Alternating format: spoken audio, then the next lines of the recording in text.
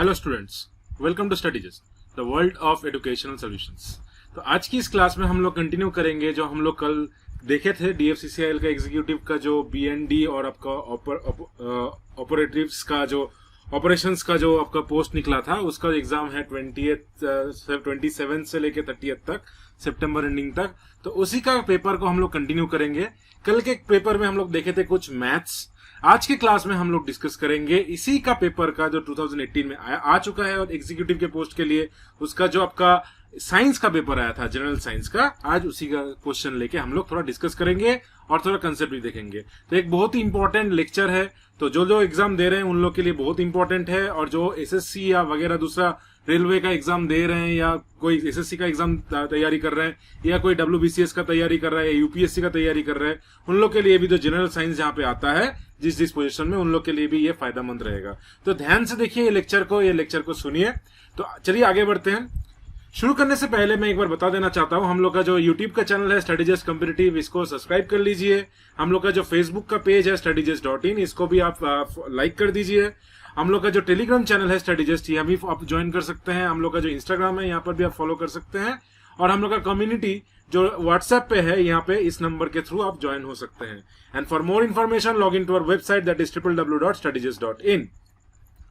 ऐसा दिखता है हम लोग का जो एंड्रॉइड ऐप है ये आप प्ले स्टोर से डाउनलोड कर सकते हैं। यहाँ पे ये ऐप डाउनलोड करने के बाद आप हम लोग का जो कोर्सेस हम लोग प्रोवाइड कराते हैं स्टडीजेस्ट पे, वहां पे आपको डिटेल्स में आपको सब कुछ पता लग जाएगा, और वहां से आप लोग का लाइव क्लासेस, स्टडी नोट्स वहां पर भी प्रोवाइड हो जाएगा। तो ये ऐप आप डाउनलोड कर सकते हैं। नेक्स्ट, हम लोग का जो यूट्यूब का चैनल है यह आप सब्सक्राइब कर लीजिए, और ये बेल आइकन को दबाना मत भूलिए। ये बेल आइकन दबाने से आपका ये फायदा रहेगा कि यहाँ पर लोग का जब भी कोई भी फ्री कंटेंट या कोई भी क्लासेस यूट्यूब पे फ्री में अपलोड होगा तो ये आपको नोटिफाई हो जाएगा तुरंत। तो ये बेल आइकन दबा के रखिएगा। एंड ऐसा दिखता है हम लोग का फेसबुक का page. Make sure you like it and share it among with your friends so that they also get benefited from this unique channel of स्टडीजेस्ट। तो चलिए शुरू करते हैं। आज का जो टॉपिक है जनरल साइंस। एक जनरल साइंस ये एक बहुत ही इंपॉर्टेंट टॉपिक बन जाता है जब आप एसएससी का एग्जाम पकड़ लेते हैं, रेलवे का एग्जाम पकड़ लेते हैं, जैसे पीएसयू वगैरह का मैनेजमेंट ट्रेनिंग का एग्जाम आप लेते हैं, तो वहां पर भी आपका जनरल साइंस का लेकर टॉपिक पूछा जाता है। तो ये जो जनरल साइंस है, जो लोग साइंस बैकग्राउंड से है उन लोग इजीली कर पाते हैं, मगर जो साइंस में बैकग्राउंड से नहीं है उन लोग को थोड़ा सा दिक्कत होता है। तो आज की क्लास में आपको कोई घबराने का जरूरत नहीं है। आपको अगर पता नहीं रहेगा, मैं बहुत सारा इंफॉर्मेशन शेयर करने वाला हूं आपसे जो आपको फायदा रहेगा। अगर आपको पता नहीं रहेगा तो आप यहां से आपका कंसेप्ट क्लियर हो जाएगा। तो चलिए first question of the day देखते हैं। तो ये आया था आपका 2018 का पेपर में। तो फर्स्ट क्वेश्चन है आपका बी कीपिंग। बी कीपिंग क्या, इसको क्या बोला जाता है? बी कीपिंग मतलब, बी मतलब हनी बीज। हनी बीज का जो रियरिंग है, कल्चर है, उसको हम लोग क्या बोलते हैं? यहाँ पे हम लोग इसको बोलते हैं एपी कल्चर। क्या बोलते हैं इसको? हम लोग बोलते हैं एपी कल्चर। तो एपी कल्चर क्या है? बी कीपिंग के ऊपर है। तो इसके यहाँ पे जो ऑप्शंस है यह भी देख लेते हैं कि ये सेरीकल्चर, पिसिकल्चर, एक्वाकल्चर किसे कहते हैं। First of all sericulture. Sericulture मतलब क्या होता है? सेरीकल्चर मतलब होता है, इसका है ये कल्टीवेशन ऑफ सिल्कवर्म। सिल्क मिलता है, सिल्क का साड़ी होता है, सिल्क का क्लोथ्स होता है। सिल्क वर्म का जो आपका कल्टीवेशन है, जहां से आपका सिल्क मिलता है, उसको बोला जाता है सेरीकल्चर। पीसीकल्चर क्या है? पीसीकल्चर आपका होता है cultivation of fishes. Cultivation of fishes, मछलियों का जो एक्वाटिक एनिमल्स है, मछली, उसका जो कल्टीवेशन होता है, हम लोग का होता है ना फिशरीज, तो उसका जो कल्टीवेशन होता है उसको बोला जाता है, कल्टीवेशन ऑफ फिशेस को बोला जाता है पीसीकल्चर। एक्वाकल्चर क्या है? एक्वाकल्चर है जो aquatic animal, aquatic life related कोई भी जो कल्चर होता है तो उसको हम लोग बोलते हैं, या ऐसे बोल सकते हैं एक्वाकल्चर मतलब एक्वा फार्मिंग।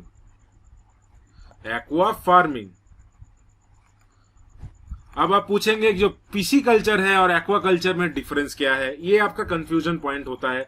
तो पीसी कल्चर क्या है? Only about fishes. मगर अगर हम लोग देखेंगे एक्वा कल्चर क्या है? ये आपका फिशेस भी हो सकता है, या कोई भी अंडर वाटर जो प्लांट्स है, फ्लोरा फौना, जो आपका जो ये है प्लांट्स, अंडर वाटर जो प्लांट्स है, ये सब के ऊपर अगर कोई भी फार्मिंग या कल्चर करता है तो उसको हम लोग बोलते हैं एक्वा कल्चर। ये ऑल ओवर आइडिया है। ओनली फिशेस रहेगा तो आपका पीसी कल्चर होगा। एक्वा कल्चर होगा related to all aquatic life.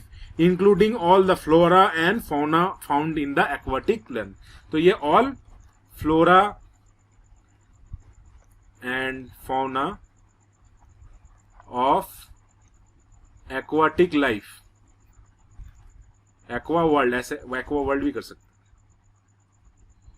Aqua world में जो भी फ्लोरा फौना का उसका जो कल्टीवेशन या फार्मिंग करता है उसको हम लोग बोलते हैं एक्वा कल्चर। आज मैं उम्मीद करता हूं इसके बाद आप एक्वा कल्चर और पीसी कल्चर में अभी कंफ्यूज नहीं करेंगे। ओनली फिशेस रहेगा तो पीसी कल्चर, या अगर आपको एक्वाटिक रिलेटेड कोई पूछेगा तो एक्वा कल्चर होगा। और एपीकल्चर क्या है? ये है आपका बी कीपिंग, बी को हनी बी लेकर। हनी बी में हम लोग को क्या क्या फायदा मिलता है? एक तो आपको हनी यहां से प्रोवाइड होता है, एक आपका मिलता है वॉक्स, वॉक्स जो इसका जो होता है ना, वॉक्स जो ये आपका यहाँ से आपका जो जिससे वो जो आपका उन लोग का जो घर बनता है वॉक्स से जो वो लोग बनाते हैं, तो वो जो चिपचिपी जो मटेरियल होता है उसको हम लोग कहते हैं वॉक्स। तो वॉक्स और हनी के लिए हम लोग कल्चर करते हैं जनरली।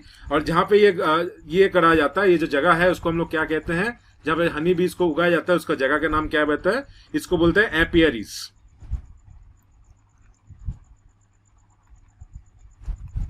एपियरीज, एपियरीज वो जगह है जहां पे इसको उगाया जाता है, जो जगह है उसको कल्चर किया जाता है, वो एपियरीज उसको जगह को बोला जाता है। ये एपीकल्चर रिलेटेड है। समझ में आया? चलिए नेक्स्ट क्वेश्चन में बढ़ते हैं। उम्मीद करता हूं आप तो यहां तक समझ में आ गया होगा। नेक्स्ट क्वेश्चन ये फिजिक्स से रिलेटेड है।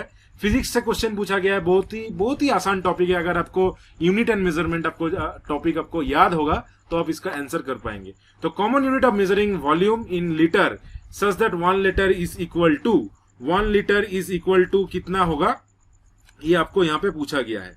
तो 1 लीटर यहाँ पे आपका पूछा गया। हम लोगों को ये पता है कि 1 लीटर इक्वल टू कितना होता है? 1000 सेंटीमीटर क्यूब, ये होता है ना। तो 1000 सेंटीमीटर क्यूब है। ऑप्शन में देखिए 1 मीटर क्यूब है, 1 मीटर क्यूब यहाँ पे होगा? नहीं होगा। 1 सेंटीमीटर क्यूब है, यहाँ तो 1000 सेंटीमीटर क्यूब होता है, ये भी नहीं होगा, ये नहीं होगा, ये नहीं होगा। 1 mm क्यूब, ये 1000 ये करके 1 mm क्यूब होगा? नहीं होगा। ये आंसर हो जाएगा आपका आंसर 4th। ये क्या है? DM cube. डीएम क्यूब होता है आपका decametre. DM equal to 1000, 1 DM equal to 1000 centimetre. तो 1000 सेंटीमीटर क्यूब कितना होगा? 1000 सेंटीमीटर क्यूब करेंगे तो 1 डीएम क्यूब हो जाएगा। तो यहाँ पे आंसर सीधी सीधी क्या बन जाएगा? Measuring volume of litre such that 1 litre is equal to 1 DM cube. तो 1 डीएम क्यूब आपका होगा यहाँ पे करेक्ट आंसर। ये यूनिट एंड मेजरमेंट का सवाल था, बहुत इजी है फिजिक्स के ऊपर। नेक्स्ट आता है, ये एक बायोलॉजी का सवाल है। नेक्स्ट सवाल आपका जो है ये है आपका प्लांट टिश्यूज के ऊपर। Which of the following plant tissues is a living tissue? कौन सा प्लांट टिश्यू आपका लिविंग है? स्केलेनकाइमा है, ट्रैकियड्स है, फ्लोएम फाइबर है, या पेरेनकाइमा है? यहाँ पे कौन सा राइट आंसर क्या होगा? यहाँ पे राइट आंसर हो जाएगा पेरेनकाइमा। ये सब क्वेश्चन आप आंसर करने से पहले एक बार खुद से ट्राई कीजिए। जब क्वेश्चन आप देख रहे हैं यहाँ पे पॉज कीजिए वीडियो को, खुद से ट्राई कीजिए, देखिए आपका प्रिपरेशन कितना है, क्योंकि आपका एग्जाम जो है ये अभी आ गया है, एकदम नजदीक में है। तो कितना प्रिपरेशन है यहाँ से आप एक बार पॉज कीजिए वीडियो को, खुद से ट्राई कीजिए, फिर वीडियो को देखिए। तो यहाँ पे जो लिविंग टिश्यूज है वो है पेरेनकाइमा। तो आइए चलिए थोड़ा सा देख लेते हैं पेरेनकाइमा के ऊपर। तो पेरेनकाइमा क्या है? यहाँ पे आपका पेरेनकाइमा के आगे कहाँ पे काम में आता है? ये जो पेरेनकाइमा टाइप ऑफ टिश्यू होता है, ये इसके अंदर आपका क्लोरोप्लास्ट होता है, क्लोरोप्लास्ट होता है। तो क्लोरोप्लास्ट कहाँ पे काम में आता है? यहाँ पे आपका इसके अंदर आता है। तो इसको हम लोग ऑलरेडी इसको जो क्लोरोप्लास्ट है इसको अभी कभी कभार हम लोग इसको पेरेनकाइमा का हम लोग क्लोरेनकाइमा भी इसलिए कहते हैं क्योंकि क्लोरोप्लास्ट यहाँ पे पाया जाता है, इसलिए इसको क्लोरेनकाइमा भी हम लोग कहते हैं। क्लोरेनकाइमा, क्लोरेनकाइमा, क्लोरेनकाइमा इसको ये भी कहा जाता है कभी कभार। और यहाँ पे आपका इसी टिश्यूज में आपका फोटोसिंथेसिस होता है। फोटोसिंथेसिस बचपन से पढ़े आ रहा है। फोटोसिंथेसिस क्या है? जो प्लांट आपका खाना बनाने का प्रक्रिया है, जो आपका वो लोग फूड बनाने का प्रक्रिया है, उसको हम लोग कहते हैं फोटोसिंथेसिस। ये कहाँ पे होता है? ये आपका पेरेनकाइमा टिश्यू में होता है। और आपका जो बाकी जो दिया है यहाँ पे स्केरेनकाइमा, स्केरेनकाइमा क्या होता है? स्केरेनकाइमा आपका डेड टिश्यूज होता है। ये परमानेंट टिश्यू भी कहा जाता है स्केरेनकाइमा को, इसको परमानेंट टिश्यू भी कह सकते हैं। पी टिश्यूज कर देता हूं शॉर्ट में, परमानेंट टिश्यूज भी इसको कहा जाता है। ये क्या करता है? मैकेनिकल स्टिफनेस प्रोवाइड करता है। कोई भी बड़ा पेड़ है वो तो स्टीफ रहता है ना, ये जो बड़ा बिग वृक्ष है यहाँ पे देखते हैं हम लोग ऐसे, तो ये तो स्टीफ है ना, तो स्टीफनेस प्रोवाइड करता है आपका स्केरेनकाइमा। स्केरेनकाइमा ये नॉन लिविंग होता है और आपका स्टीफनेस प्रोवाइड करता है। और ये फ्लोएम फाइबर क्या है, फ्लोएम जो पार्ट होता है प्लांट का, फ्लोएम भी एक पार्ट होता है, जाइलेम होता है, जाइलेम और फ्लोएम होता है। तो फ्लोएम पार्ट का जो स्केरेनकाइमा से बनाया जाता है, स्केरेनकाइमा जो फ्लोएम का एक जो पार्ट है वो जो उसको स्केरेनकाइमा से बनाया जाता है, स्केरेनकाइमा टिश्यू जहां पे बनता है, तो वो पार्ट को हम लोग बोलते हैं फ्लोएम फाइबर, फ्लोएम फाइबर, ठीक है।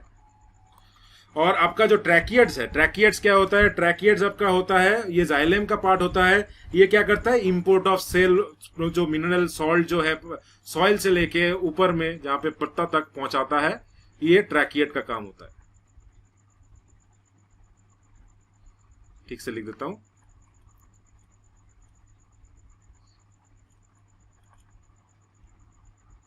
ट्रैकियड्स, TERA। ट्रैकियड्स का काम होता है जो सॉल्ट है, यहां पे, यहां से सॉल्ट,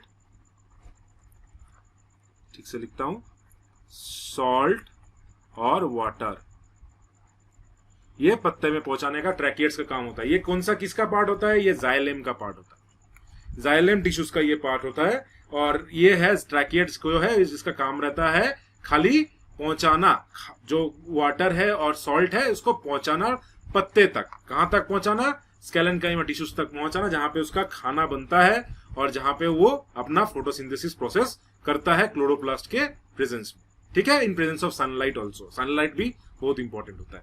तो यहां से हम लोग का बहुत सारा देखिए, ये जो है ये मैं डायरेक्टली मैं आपको स्केलेनकाइमा आंसर बता के निकल सकता हूं, मगर इससे क्या होगा, आपका जो कंसेप्ट है वो रिवाइज, यहां से आप इसका आप लोग का भी मेन मोटो है, एग्जाम सामने है, revision is the main motto. तो आप जो पढ़े हैं उसको रिवाइज करना बहुत जरूरी है। तो ये सब मैं डिस्कस इसलिए कर रहा हूं ताकि आपका टोटल एक थॉरो रिवीजन हो जाए साइंस के ऊपर, ठीक है। तो ये है total concept of sclerenchyma and phloem जो पेरेन्काइमा है। तो पेरेन्काइमा में आपका क्लोरोप्लास्ट में, स्केलेनकाइमा बोल चुका हूं, पेरेन्काइमा में आपका जो क्लोरोप्लास्ट में जो फोटोसिंथेसिस होता है वो आपका पेरेन्काइमा में होता है, ठीक है। चलिए नेक्स्ट है आपका, नेक्स्ट क्वेश्चन में देखते हैं, the process of improving the nutritional quality of food crop is termed as. ये क्वेश्चन को पॉज कीजिए यहाँ पे और खुद से एक बार ट्राई कीजिए, ट्राई कर लिए।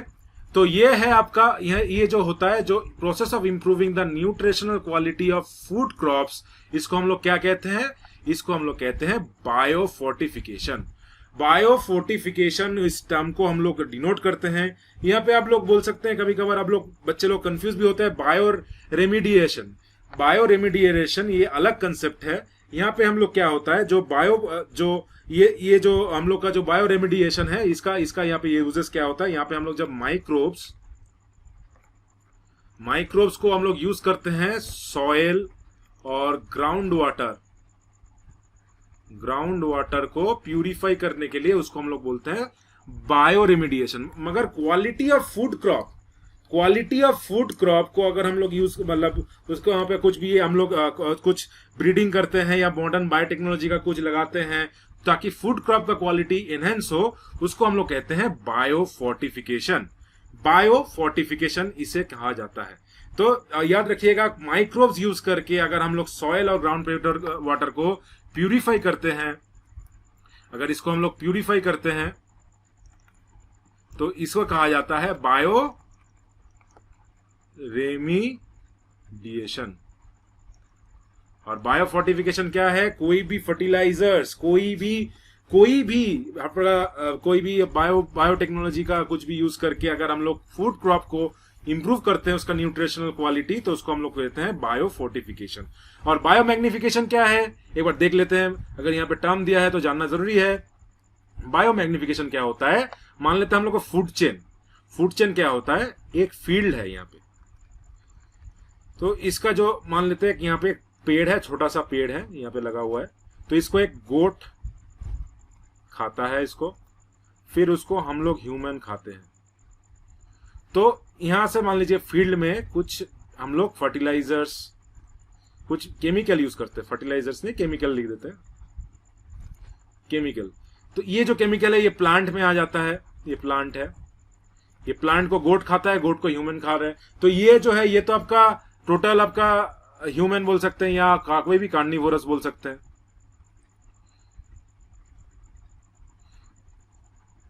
कार्निवोरस शॉर्ट में लिख देता हूं, ठीक है, कार्निवोरस। तो ये जो है ये आपका कार्निवोरस कोई भी हो सकता है, ह्यूमन हो सकता है। तो ये जो है ये जो गोट को खा रहा है ह्यूमन है कार्निवोरस, तो ये जो आपका प्लांट है, प्लांट को गोट खा रहा है, ये तो आपका फूड चेन हो गया ना, ये तो फूड चेन है, ठीक है, तो फूड चेन है। तो प्लांट में अगर कोई भी केमिकल इंटेक हो रहा है तो उसका कुछ परसेंटेज गोट में जाता है, उसका इंटर्न कुछ परसेंटेज उसको जो खा रहा है ह्यूमन या कार्निवोरस टोटल लिख देता हूं। तो ये जो गोट या कार्निवोरस ये जो है ये दोनों जो इसको गोट को खा रहा है इसमें भी थोड़ा सा केमिकल ट्रांसफर हो रहा है तो गोट से। तो ये जो पार्ट जो हो रहा है इसको कहा जाता है बायो मैग्निफिकेशन। समझ में आया? इसे कहा जाता है बायो मैग्निफिकेशन। तो बायो मैग्निफिकेशन क्या है? कोई भी आप फर्टिलाइजर्स या केमिकल जो हम लोग फील्ड में यूज करते हैं उसका इंटेक जो फूड चेन में वो बढ़ती जाता है, क्वांटिटी वो आगे में बढ़ता है, जो फूड चेन का ऊपर में बैठे हुए हैं उसके तक पहुंचता है वो केमिकल या ये तो पॉल्यूशन कुछ भी, तो उसको हम लोग कहते हैं बायो मैग्निफिकेशन। और नेक्स्ट टर्म है उसका आपका हम लोग का होता है आपका फोटो रेमिडिएशन, फाइटो रेमिडिएशन क्या होता है?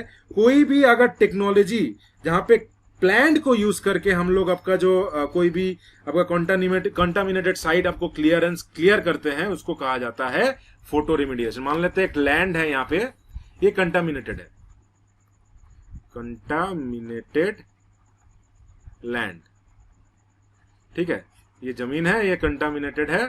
यहाँ पे हम लोग एक पेड़ उगा लिए, ये क्या करेगा? ये कंटामिनेशन को ये खींच लेगा। या यहाँ पे मान लेते हैं हम लोग का पोल्यूशन है,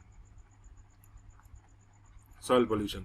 तो प्लांट का यूज करके हम लोग ये कंटामिनेटेड लैंड को अगर साफ कर रहे हैं तो ये प्रोसेस को कहा जा रहा है फाइटो रेमिडिएशन, ठीक है, इसको कहा जा रहा है फाइटो रेमिडिएशन। तो बायोमैग्निफिकेशन पता लग गया, फूड चेन में जो केमिकल का एक्यूमुलेशन होता है, पहले एक प्लांट में वो एक्यूमुलेट हो रहा है केमिकल, उससे वो गोट में जा रहा है, गोट से वो ह्यूमन में जा रहा है, तो ये होता है बायोमैग्निफिकेशन। और फाइटो रेमिडिएशन ये होता है जो कंटामिनेटेड प्लेस है, ये लैंड है जहां पे आपका प्लांट यूज करके आपको उसको क्लीन अप करते हैं, उसको हम लोग कहते हैं फाइटो रेमिडिएशन, ठीक है।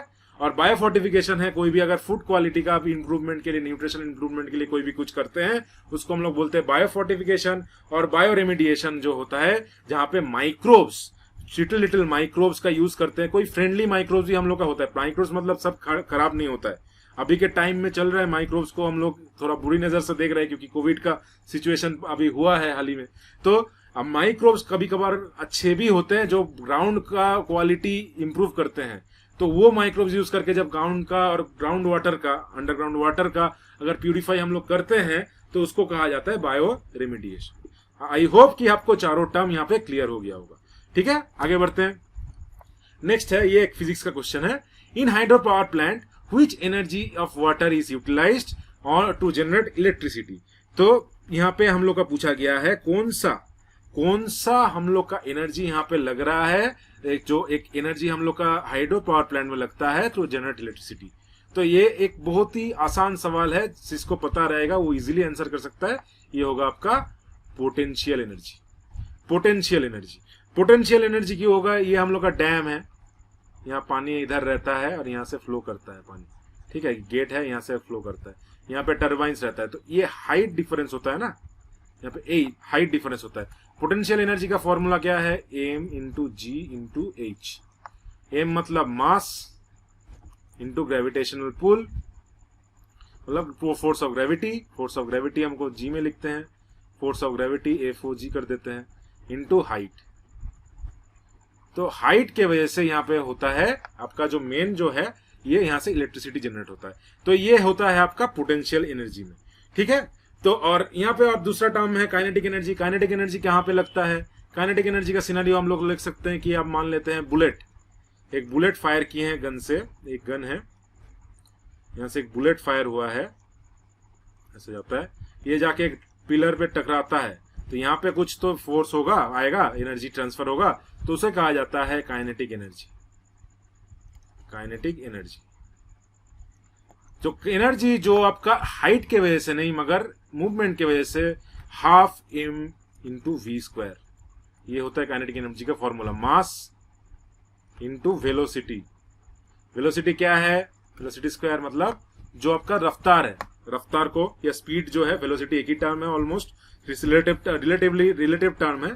तो वेलोसिटी यहाँ पे हम लोग लेते हैं जो आपका मतलब इसका जो गति है, गति का टर्म में हम लोग उसको एक्सप्रेस करते हैं। तो kinetic energy is because of the velocity. तो आप यहाँ पे बोल सकते हैं जो वाटर तो यहाँ पे आ रहा है, फॉल कर रहा है, वाटर तो यहाँ पे फॉल कर रहा है, वहां पे काइनेटिक एनर्जी क्यों नहीं हो रहा है, मगर क्योंकि यहाँ पे जो कंसेप्ट आता है ये आपका हाइट के वजह से होता है।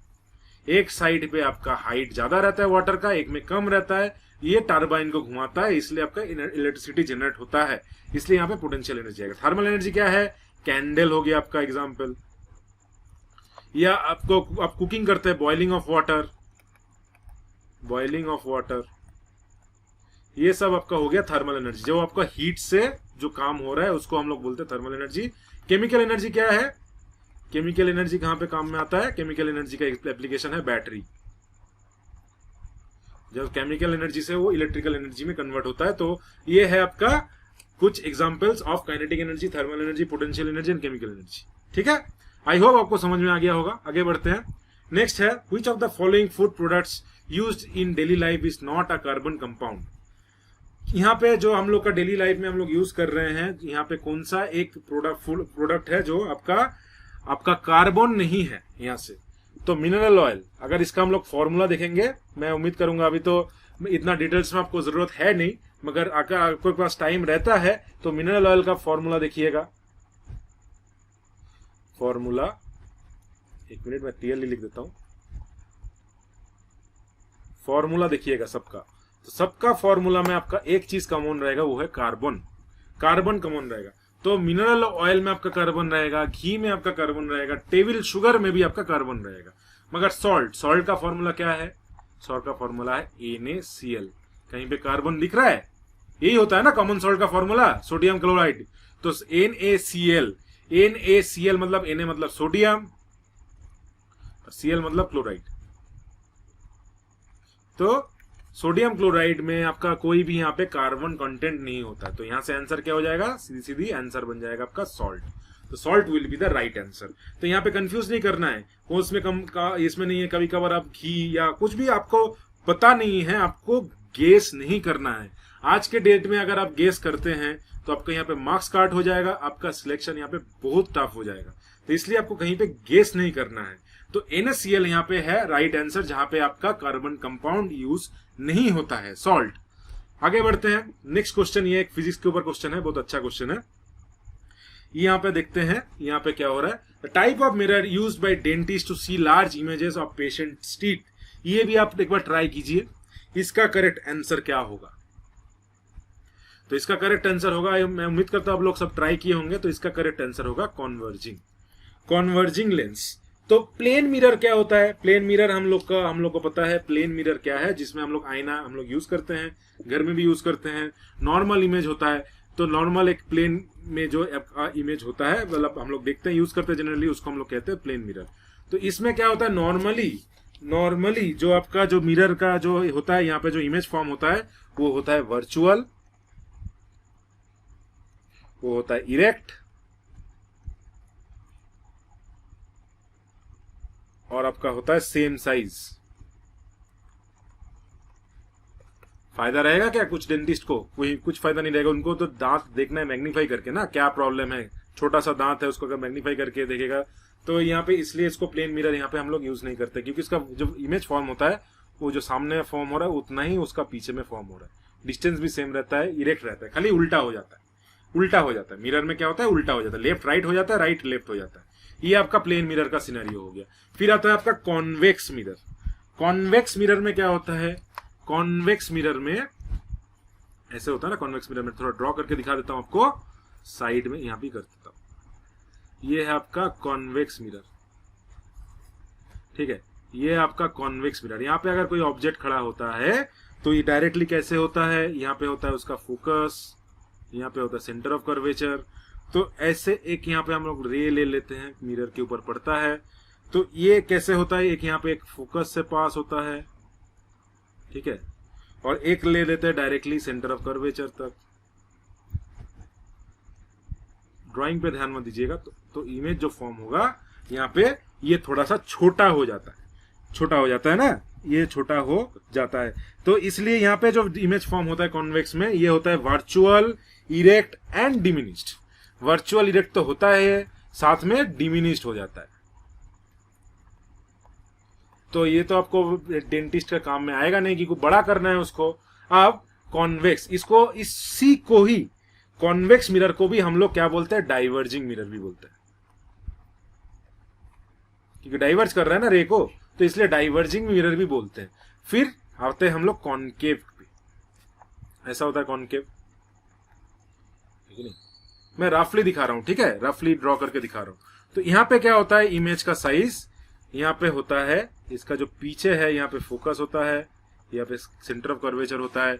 तो ये जो होता है, मान लेते हैं यहाँ पे एक आपका ऑब्जेक्ट है सामने में, ठीक है, तो इसका कैसे बनेगा, ऐसे एक रे जाता है, एक तो आपको फोकस से पास कराएगा, एक रे तो आपका फोकस से पास होते हुए ऐसे जाएगा इसको टच करते हुए, और एक जाएगा यहां से, ये ओ है, सेंटर है, तो इसका जो आंसर यहाँ पे, और एक आपका इमेज ऐसे फॉर्म होगा, ये जाके यहाँ पे मिलेगा, यहाँ पे थोड़ा सा ऑब्जेक्ट ऐसे बनेगा। तो यहाँ पे क्या हो जाएगा, यहाँ पे आपका जो आपका यहाँ पे जो इसका हो जाएगा, ये जो इमेज आपका फॉर्मेशन होगा ये थोड़ा बड़ा होगा, ये होगा आपका थोड़ा सा बड़ा, यहाँ पे होगा रियल, इन्वर्टेड एंड मैग्निफाइड। यहाँ पे आपका जो इमेज फॉर्म होगा कॉन्वर्जिंग लेंस में या कॉनकेव में, ये आपका होगा रियल, इन्वर्टेड और मैग्निफाइड, ठीक है, रियल, इन्वर्टेड और मैग्निफाइड। तो यहाँ पे आपका थोड़ा सा इमेज जो है बड़ा बनेगा, इसलिए डेंटिस्ट लोग ये कन्वर्जिंग मिरर को या कॉनकेव मिरर को यूज करते हैं, ठीक है, पता लग गया। और यहाँ पे थोड़ा सा एक्स्ट्रा आपको ज्ञान भी दे देते हैं। अगर आपको बोला जाएगा कौन सा एलिमेंट आपका यूज होता है आपका जो प्लेन मिरर है उसके पीछे में, जो वो चमकदार होता है ना मिरर के पीछे में, मिरर तो शाइनी होता है, तो अगर आपको पूछा जाएगा, ये एक्स्ट्रा नॉलेज के लिए है, तो अगर पूछा जाएगा तो वो जो हम लोग एलिमेंट यूज करते हैं उसको क्या बोलते हैं, हम लोग उसको बोलते हैं सिल्वर नाइट्रेट। और कभी कभार हम लोग एल्यूमिनियम भी यूज करते हैं, क्योंकि ये बहुत शाइनी होता है, ये बहुत शाइनी होता है, इसलिए इसको हम लोग कभी कभार सिल्वर नाइट्रेट या एल्यूमिनियम भी यूज करते हैं प्लेन मिरर्स के पीछे या कोई भी मिरर्स के पीछे। तो ये भी आपका क्वेश्चन पूछ सकता है, ये हो सकता है आपका एक क्वेश्चन, इंपॉर्टेंट क्वेश्चन। तो आपको पूछ दिया कि मिरर के पीछे जो आपका एलिमेंट यूज होता है या जो आपका कंपाउंड यूज होता है, तो उसका नाम क्या है, तो उसका होगा silver nitrate will be the correct answer, ठीक है। चलिए आगे बढ़ते हैं, नेक्स्ट क्वेश्चन पे देखते हैं। Which of the following is the most abundant gas in Earth's atmosphere? अर्थ के एटमोस्फियर में सबसे abundant कौन सा है? यहाँ पे अब थोड़ा सा आप लोग ट्राई कीजिए। तो इसका करेक्ट आंसर होगा आपका नाइट्रोजन।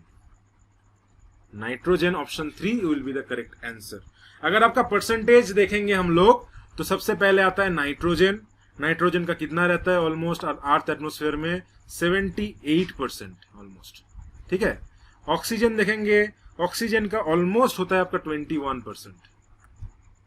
फिर आता है आपका थर्ड में अगर देखेंगे तो वो होता है आर्गन। आर्गन का कुछ आपका 1% के आसपास आता है। और फिर आता है आपका कार्बन डाइऑक्साइड। कार्बन डाइऑक्साइड 0.5% के आसपास आता है, ठीक है। तो अगर हम लोग देखेंगे CO2 लास्ट में आता है। तो सबसे ज्यादा जो मिलता है एबंडेंट गैस जो मिलता है अर्थ के एटमोस्फियर में, तो वो होता है आपका नाइट्रोजन। ये याद रखने का एक बहुत ही अच्छा तरीका क्या है, देखिए अगर आपको इसको फॉलो करेंगे, यहाँ पे एक मुहावरा बनता है no AC. No AC, nitrogen, oxygen, argon, carbon dioxide. तो अगर आपको पूछा जाएगा मोस्ट एबंडेंट मटेरियल क्या है, नो एसी में एन मतलब nitrogen. Second most abundant gases found in atmosphere अगर पूछा जाएगा तो ऑक्सीजन। थर्ड मोस्ट एबंडेंट पूछा जाएगा तो ये हो जाएगा आर्गन। और फोर्थ मोस्ट एबंडेंट पूछा जाएगा तो हो जाएगा कार्बन डाइऑक्साइड, ठीक है। यहाँ पे एक चीज है, यहाँ पे हाइड्रोजन से कंफ्यूज नहीं करना है। हाइड्रोजन क्या है, हाइड्रोजन को हम लोग क्या मानते हैं, hydrogen is the most abundant element in universe. Universe में सबसे ज्यादा पाया जाने वाला जो एलिमेंट है वो क्या है? आपका हाइड्रोजन। तो hydrogen is the most abundant. अगर इन केस ऑफ यूनिवर्स पूछेगा तो आपका आंसर हो जाएगा यहाँ पे हाइड्रोजन। अगर आपका एटमॉस्फेयर पूछेगा तो आपका जो गैस होगा वो होगा नाइट्रोजन। ठीक है, अगर पूछा जाएगा कि most abundant element present in universe, तो वो आपका हो जाएगा एकदम 100% हाइड्रोजन में। आप मार्क करके आइएगा, आपका मार्क्स आने वाले हैं, आपका सिलेक्शन कहीं नहीं जाएगा, आपका मस्ट सिलेक्शन होगा। तो एकदम ये सब चीज आपको थोड़ा सा ध्यान में रखिएगा, क्योंकि ये सब थोड़ा ट्रिक होता है। आपको पूछ देगा most abundant element in universe, आप देखे नहीं, ख्याल नहीं किए, आपका नाइट्रोजन मर के आ गया, तो वो गलत हो जाएगा। तो hydrogen is the most abundant element in universe. चलिए आगे बढ़ते हैं, नेक्स्ट देखते हैं। नेक्स्ट है एक एप्लीकेशंस फिजिक्स के ऊपर, जो लोग को साइंस बैकग्राउंड से वो इजीली कर पाएंगे। यहाँ पे कुछ नहीं है, एकदम इजी चीज है। आपको पूछा गया एवरेज वेलोसिटी निकालना। तो एवरेज वेलोसिटी क्या होता है? एवरेज वेलोसिटी का फॉर्मूला क्या होता है? Total distance travelled divided by total time taken. तो एवरेज वेलोसिटी का आपका जो फॉर्मूला बनता है वो बनता है क्या? Total distance travelled by total time taken. तो यहां पे टोटल डिस्टेंस कितना दिया है? मूव्ड 80 किलोमीटर दिया हुआ है, 80 किलोमीटर, और टाइम कितना लगा? 2 घंटा लगा। तो कितना हो जाएगा? 2 से ये कटेगा तो ये आ जाएगा 40 किलोमीटर पर आवर। तो ये आपके आंसर क्या हो जाएगा? 40 किलोमीटर पर आवर। तो 40 किलोमीटर, आपको ये कंसेप्ट अगर आपको पता है, total distance travel by total time taken, तो आप इजीली ये सम कर पाएंगे, कोई हार्ड नहीं है।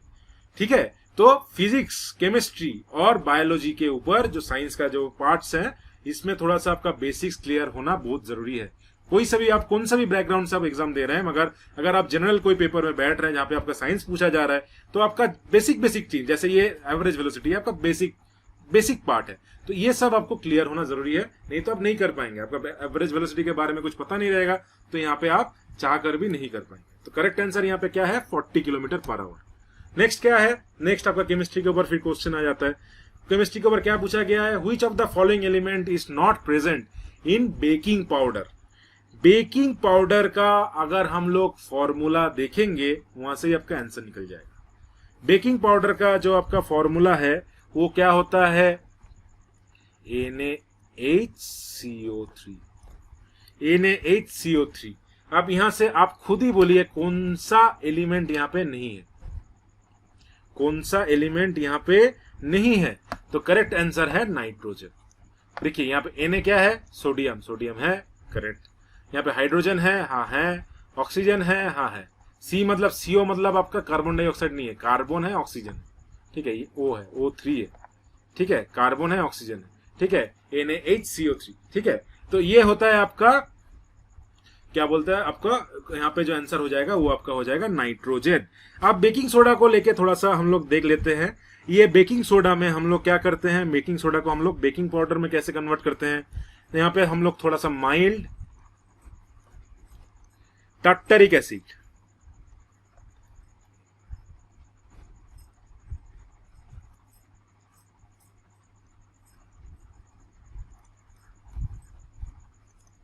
एसिड में अगर आप इसको आप लोग in presence of water and CO2 carbon dioxide, इसके अगर आप लोग रिएक्ट कराएंगे तो आपको मिलेगा बेकिंग पाउडर।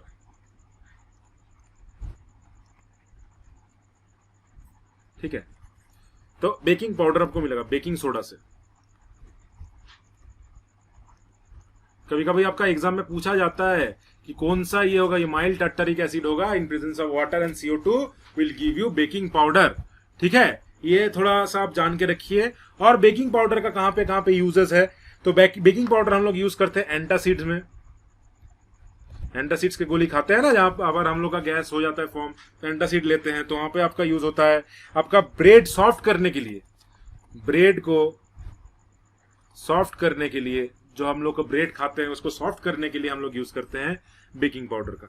ठीक है, बेकिंग पाउडर यहाँ पे यूज होता है, एंटासिड में यूज होता है, बेकिंग आपका ब्रेड बनाने में यूज होता है। तो ये होता है आपका बेकिंग पाउडर का थोड़ा एप्लीकेशंस। तो बेकिंग सोडा से कैसे बेकिंग पाउडर बनता है, माइल्ड टर्टरिक एसिड को in presence of water and CO2 अगर रिएक्ट कराते हैं तो आपका बेकिंग पाउडर मिलता है। और यहाँ पे कौन सा एलिमेंट नहीं होगा जो बेकिंग पाउडर में प्रेजेंट नहीं होगा, वो होगा आपका nitrogen. Nitrogen is not present. Na मतलब सोडियम, नाइट्रोजन नहीं, Na मतलब सोडियम। ठीक है, जो साइंस बैकग्राउंड से नहीं है उन लोगों को थोड़ा सा दिक्कत होता है ये समझने में, इसलिए मैं एकदम बेसिक से बता रहा हूँ। ठीक है, जिन लोगों को पता है उन लोगों के तो वेल एंड गुड।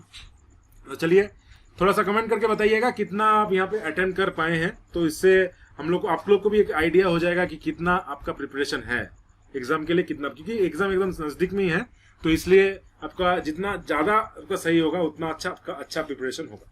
ठीक है, तो चलिए नेक्स्ट क्वेश्चन देखते हैं। ये अभी एक बायोलॉजी और फिजिक्स का मिक्स क्वेश्चन है एक, तो यहाँ पे भी ये बायोलॉजी का बेसिकली क्वेश्चन है, आई के ह्यूमन आई के ऊपर। तो decrease in the power of accommodation of eye with age is termed as, तो इसको हम लोग क्या बोलेंगे, थोड़ा सा ट्राई कीजिए खुद से। तो इसका आंसर हो जाएगा आपका प्रेस बायोफिया। प्रेस बायोफिया विल बी द आंसर। तो एजेड में क्या होता है ना, दूर का नजदीक का देखना थोड़ा सा प्रॉब्लम हो जाता है, दूर का भी नहीं दिखता है अच्छे से, नजदीक का भी नहीं दिखता है, क्योंकि एकोमोडेशन ऑफ आई का जो एकोमोडेशन पावर है वो घट जाता है। तो इसको हम लोग कहते हैं प्रेस बायोफिया।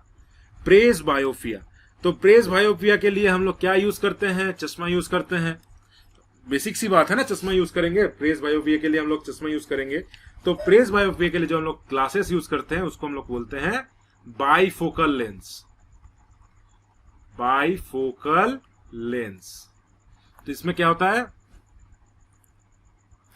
इसमें आधा आधा ये डिवाइड रहता है ग्लासेस। ठीक है, आधा आधा डिवाइड रहता है।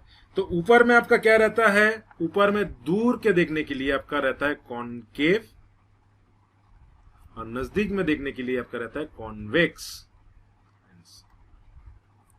तो सीधी सीधी आपका यहां से 3 क्वेश्चन निकल गया। अगर आपको बोला जाएगा कि प्रेस बायोफिया, पहले तो ये क्वेश्चन बनता है, फिर आपका बोला जाएगा कौन सा लेंस यूज होता है, तो बाइफोकल लेंस होता है। बाइफोकल लेंस में कॉनकेव और कॉन्वेक्स आधा आधा रहता है। कहां पे, ऊपर में क्या रहता है, कॉनकेव रहता है, नीचे में क्या रहता है, कॉन्वेक्स लेंस रहता है। ठीक है, नीचे में आपका कहाँ यूज होता है, नजदीक में देखने के लिए यूज होता है। कॉनकेव कहां पे यूज होता है, आपका दूर का देखने के लिए यूज होता है। तो ये आपका थोड़ा सा यहाँ पे 3-4 क्वेश्चन यहाँ पे ऐसे ही बन जाता है। ठीक है, अब थोड़ा सा बात कर लेंगे आपका हाइपरमेट्रोफिया, मायोफिया और एस्टिग्मेटिज्म के ऊपर। हाइपरमेट्रोफिया मतलब इसको हम लोग बोलते हैं फार साइटेडनेस। फार साइटेडनेस मतलब यहां पे क्या होता है, यहां पे आदमी को दूर का दिखता है मगर नजदीक का नहीं दिखता है। दूर का जो ऑब्जेक्ट है उसको वो साफ तरीके से देख सकता है, मगर सामने का जो ऑब्जेक्ट रखा होगा एक मिनिमम डिस्टेंस पे वो नहीं देख पाता है ठीक से। तो इसके लिए हम लोग क्या यूज करते हैं, कौन सा चश्मा यूज करते हैं, कौन सा लेंस वाला चश्मा यूज करते हैं, कॉन्वेक्स। अभी नीचे देखा ना, कॉन्वेक्स, नजदीक का देखने के लिए कॉन्वेक्स यूज करते हैं। तो इसके लिए हम लोग कॉन्वेक्स यूज करते हैं। ये भी आपका सब फिजिक्स का थ्योरी है, क्योंकि कॉन्वेक्स लेंस का वो जो आप फोकस में पड़ता है, वो जो लाइट कहाँ पे, मतलब एग्जैक्टली रे, आप रे डायग्राम देखेंगे तो आपको वो उतना डिटेल्स में हम लोग नहीं जा रहे। आपका यहाँ पे ये एक मतलब टॉपिक पूछा गया है, उसके लिए हम लोग वो जस्ट डिस्कस कर रहे हैं टॉपिक के ऊपर, थोड़ा सा ऊपर लाइट वाइट, मगर एकदम डीप में आप लोग नहीं घुस रहे, क्योंकि वो एकदम कैसे क्यों होता है यूज, ये अगर आप पूछेंगे तो वो रे डायग्राम से आपको इजीली पता रहेगा कि फार का जो लाइट है कॉन्वेक्स लेंस में वो कन्वर्ज, जो कन्वेक्स लेंस में यूज होता है, उसके बाद जो उसका इमेज फॉर्म होता है वो आपका रेटिना से पहले होता है थोड़ा सा। तो ये सब कॉन्सेप्ट आपको उतना डिटेल्स में नहीं जाना है, आपको जान के रखना है खाली फार साइटेडनेस होता है। हाइपरमेट्रोपिया को हम लोग फार साइटेडनेस में होता है। यहाँ पे दिक्कत क्या होता है, नजदीक में नहीं देख सकते हैं। और यहाँ पे कौन सा लेंस यूज होता है, कॉन्वेक्स लेंस, कॉन्वेक्स लेंस। ठीक है,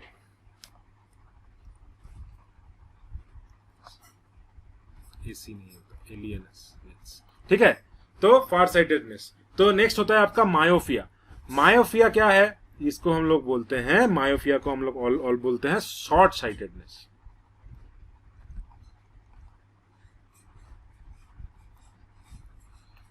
इसमें क्या होता है, दूर का नहीं दिखता है।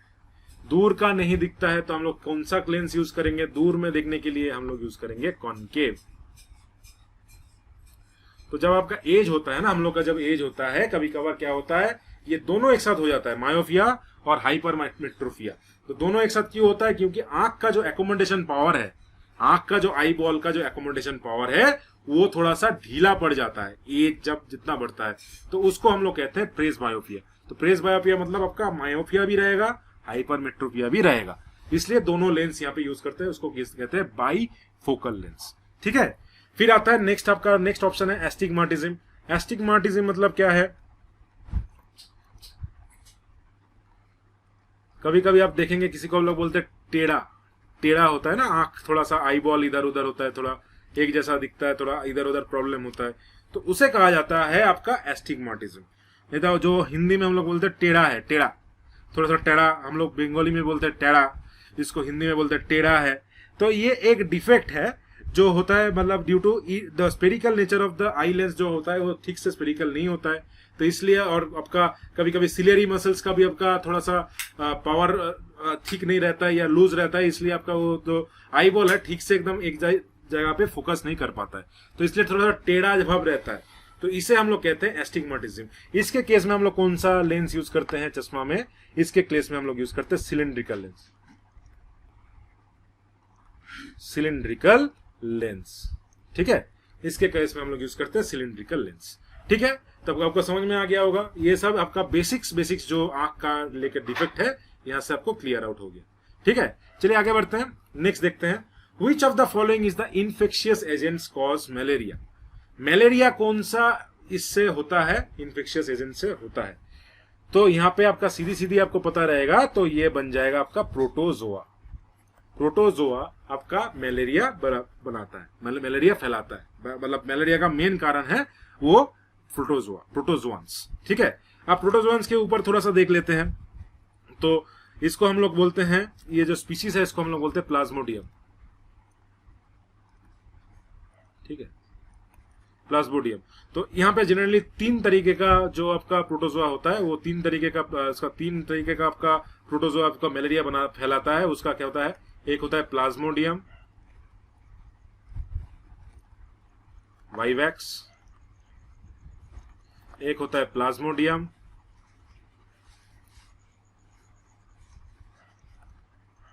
मलेरिया, और एक होता है प्लाज्मोडियम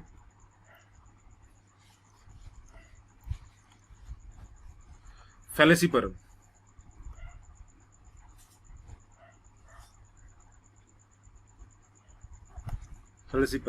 ठीक है, तो ये हो गया आपका 3 तरीके का। यहां से सबसे डेडलीस्ट कौन सा है?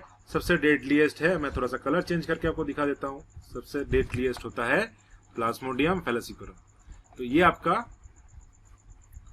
आपका होता है, ये थोड़ा सा, ये आपका, एक मिनट, फैलेसिपरम, ये मैं थोड़ा सा लिख देता हूं, ये डिलीट हो गया है।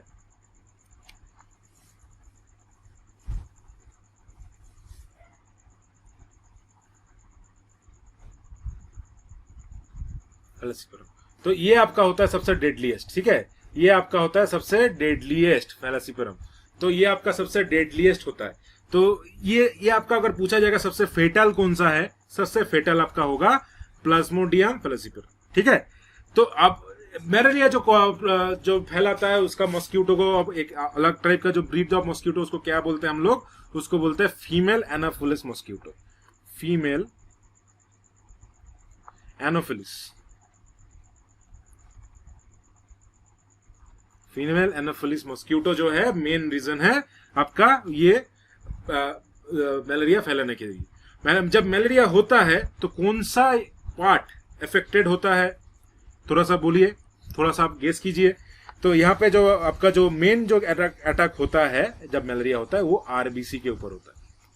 आरबीसी क्या है? Red blood cell, red blood cell के ऊपर आपका अटैक होता है। ठीक है, जब मलेरिया होता है रेड ब्लड सेल आरबीसी के ऊपर आपका अटैक होता है। नेक्स्ट है आपका क्या है?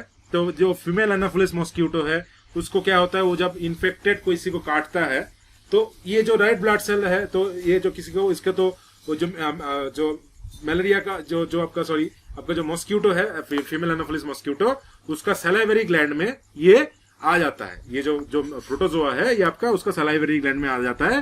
तो उसको हम लोग उस टाइम पे जब जो मच्छर के अंदर रहता है उस फॉर्म को हम लोग क्या बोलते हैं, उसको हम लोग बोलते हैं स्पोरोजाइट्स।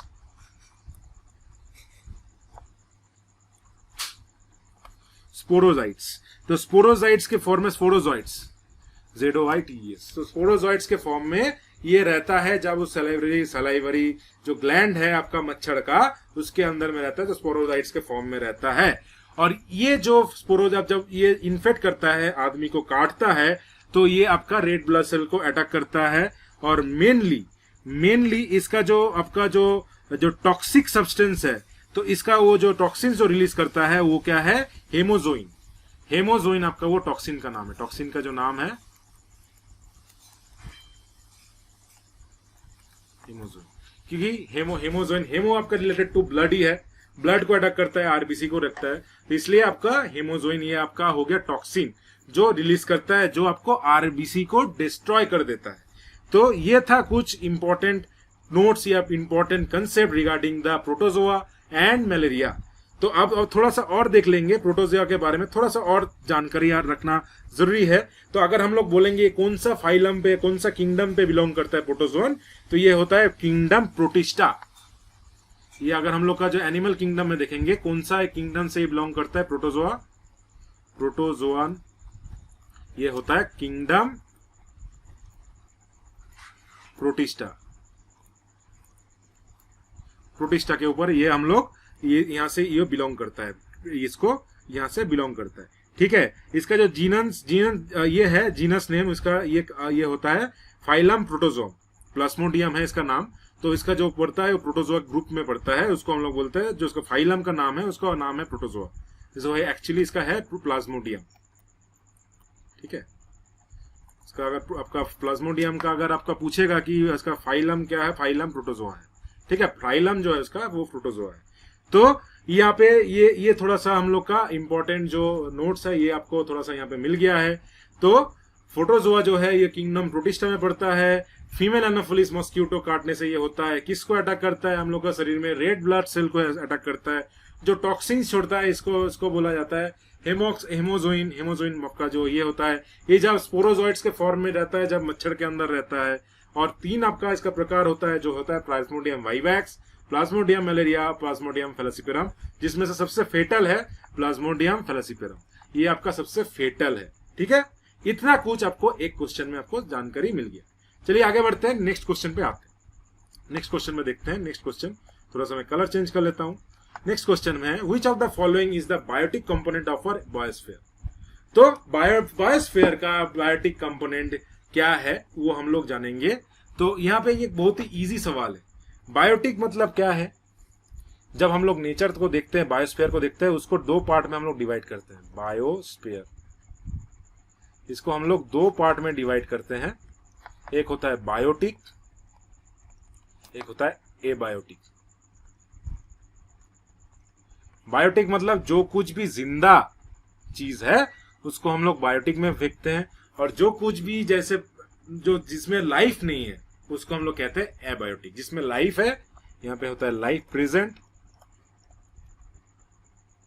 यहाँ पे होता है लाइफ एब्सेंट। तो जहां पे लाइफ प्रेजेंट है उसको हम लोग बोलते हैं बायोटिक, जिसका यहाँ पे लाइफ एब्सेंट है उसको हम लोग बोलते हैं एबायोटिक। अब इसमें से आप खुद ही बताइए बायोटिक कंपोनेंट कौन सा है बायोस्फीयर में। सनलाइट में लाइफ है, नहीं है। एयर में लाइफ है, नहीं है। सॉइल में लाइफ है, नहीं है। तो करेक्ट आंसर होगा यार माइक्रोब्स। माइक्रोब्स में लाइफ है, जी हाँ, माइक्रोब में तो लाइफ है। तो आपका यहाँ पे सीधी सीधी आंसर जो बन जाएगा वो हो जाएगा आपका बायोस्फीयर। माइक्रोब्स में क्या क्या आ जाता है, फंगी आ जाता है,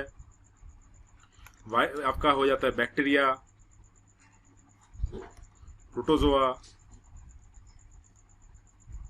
एल्गी और बहुत कुछ एक्सेट्रा कर बहुत कुछ आपका माइक्रोब्स में आ जाता है। तो फंगी, बैक्टीरिया, प्रोटोजोआ, एल्गी सब में आपका लाइफ होता है। तो इसीलिए आपका ये सब माइक्रोब्स हम लोग बोलते हैं। और माइक्रोब्स जो है वो लिविंग ऑर्गन, उसके अंदर में लाइफ होता है, इसलिए हम लोग उसको बायोटिक कंपोनेंट बोलते हैं बायोस्फीयर। ठीक है, बायोस्फीयर का बायोटिक कंपोनेंट हमको बोलते हैं। चलिए, ये था आपका बायोस्फीयर के ऊपर क्वेश्चन। आगे बढ़ते हैं, नेक्स्ट देखते हैं। Alveoli in human being are the part system of. कौन सा सिस्टम में ये आता है एल्वियोली। तो ये एक बहुत ही इजी कंसेप्ट है, आपको अगर पता रहेगा तो आप इजीली बता सकते हैं।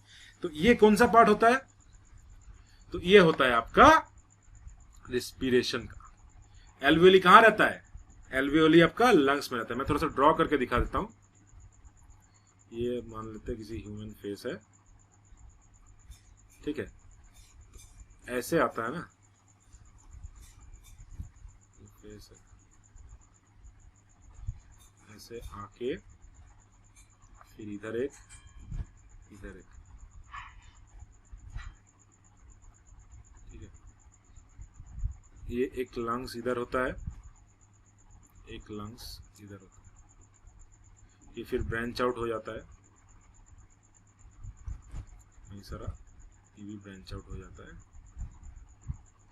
और इसके ऊपर में गोल गोल यहाँ पे सैक रहता है, सैक लाइक स्ट्रक्चर्स लास्ट में। ये पूरा आपका रेस्पिरेशन का सिस्टम है हम लोग का ह्यूमन बॉडी में। तो ये जो सैक्स है इसको कहा जाता है एल्वियोली, एल्वियोली, ठीक है। तो ये आपका कैसे काम करता है, थोड़ा सा मैं आपको इंफॉर्मेशन दे देता हूं। ये कैसे काम करता है, पहले तो हम लोग का जो एयर है नेसल कैविटी से ये घुसता है, ये नेसल कैविटी है, ठीक है। ये आता है फेरिंग्स में। फेरिंग्स क्या है, कॉमन एरिया जो है माउथ और आपका नोज में। कभी कभार आप लोग माउथ से भी हम लोग सांस लेते हैं, लेते हैं कि नहीं, तो उसको हम लोग बोलते हैं आपका फेरिंग्स,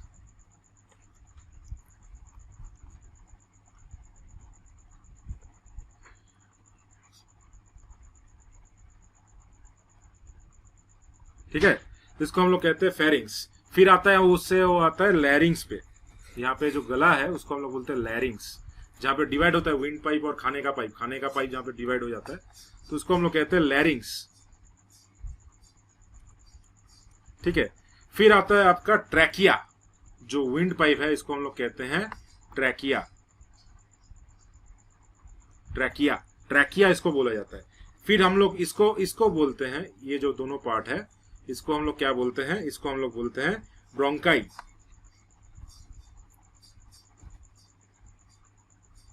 ठीक है। ये जो पार्ट है इसको हम लोग बोलते हैं ब्रोंकियोल्स, ब्रोंकियोल्स, BRONCHIOLES,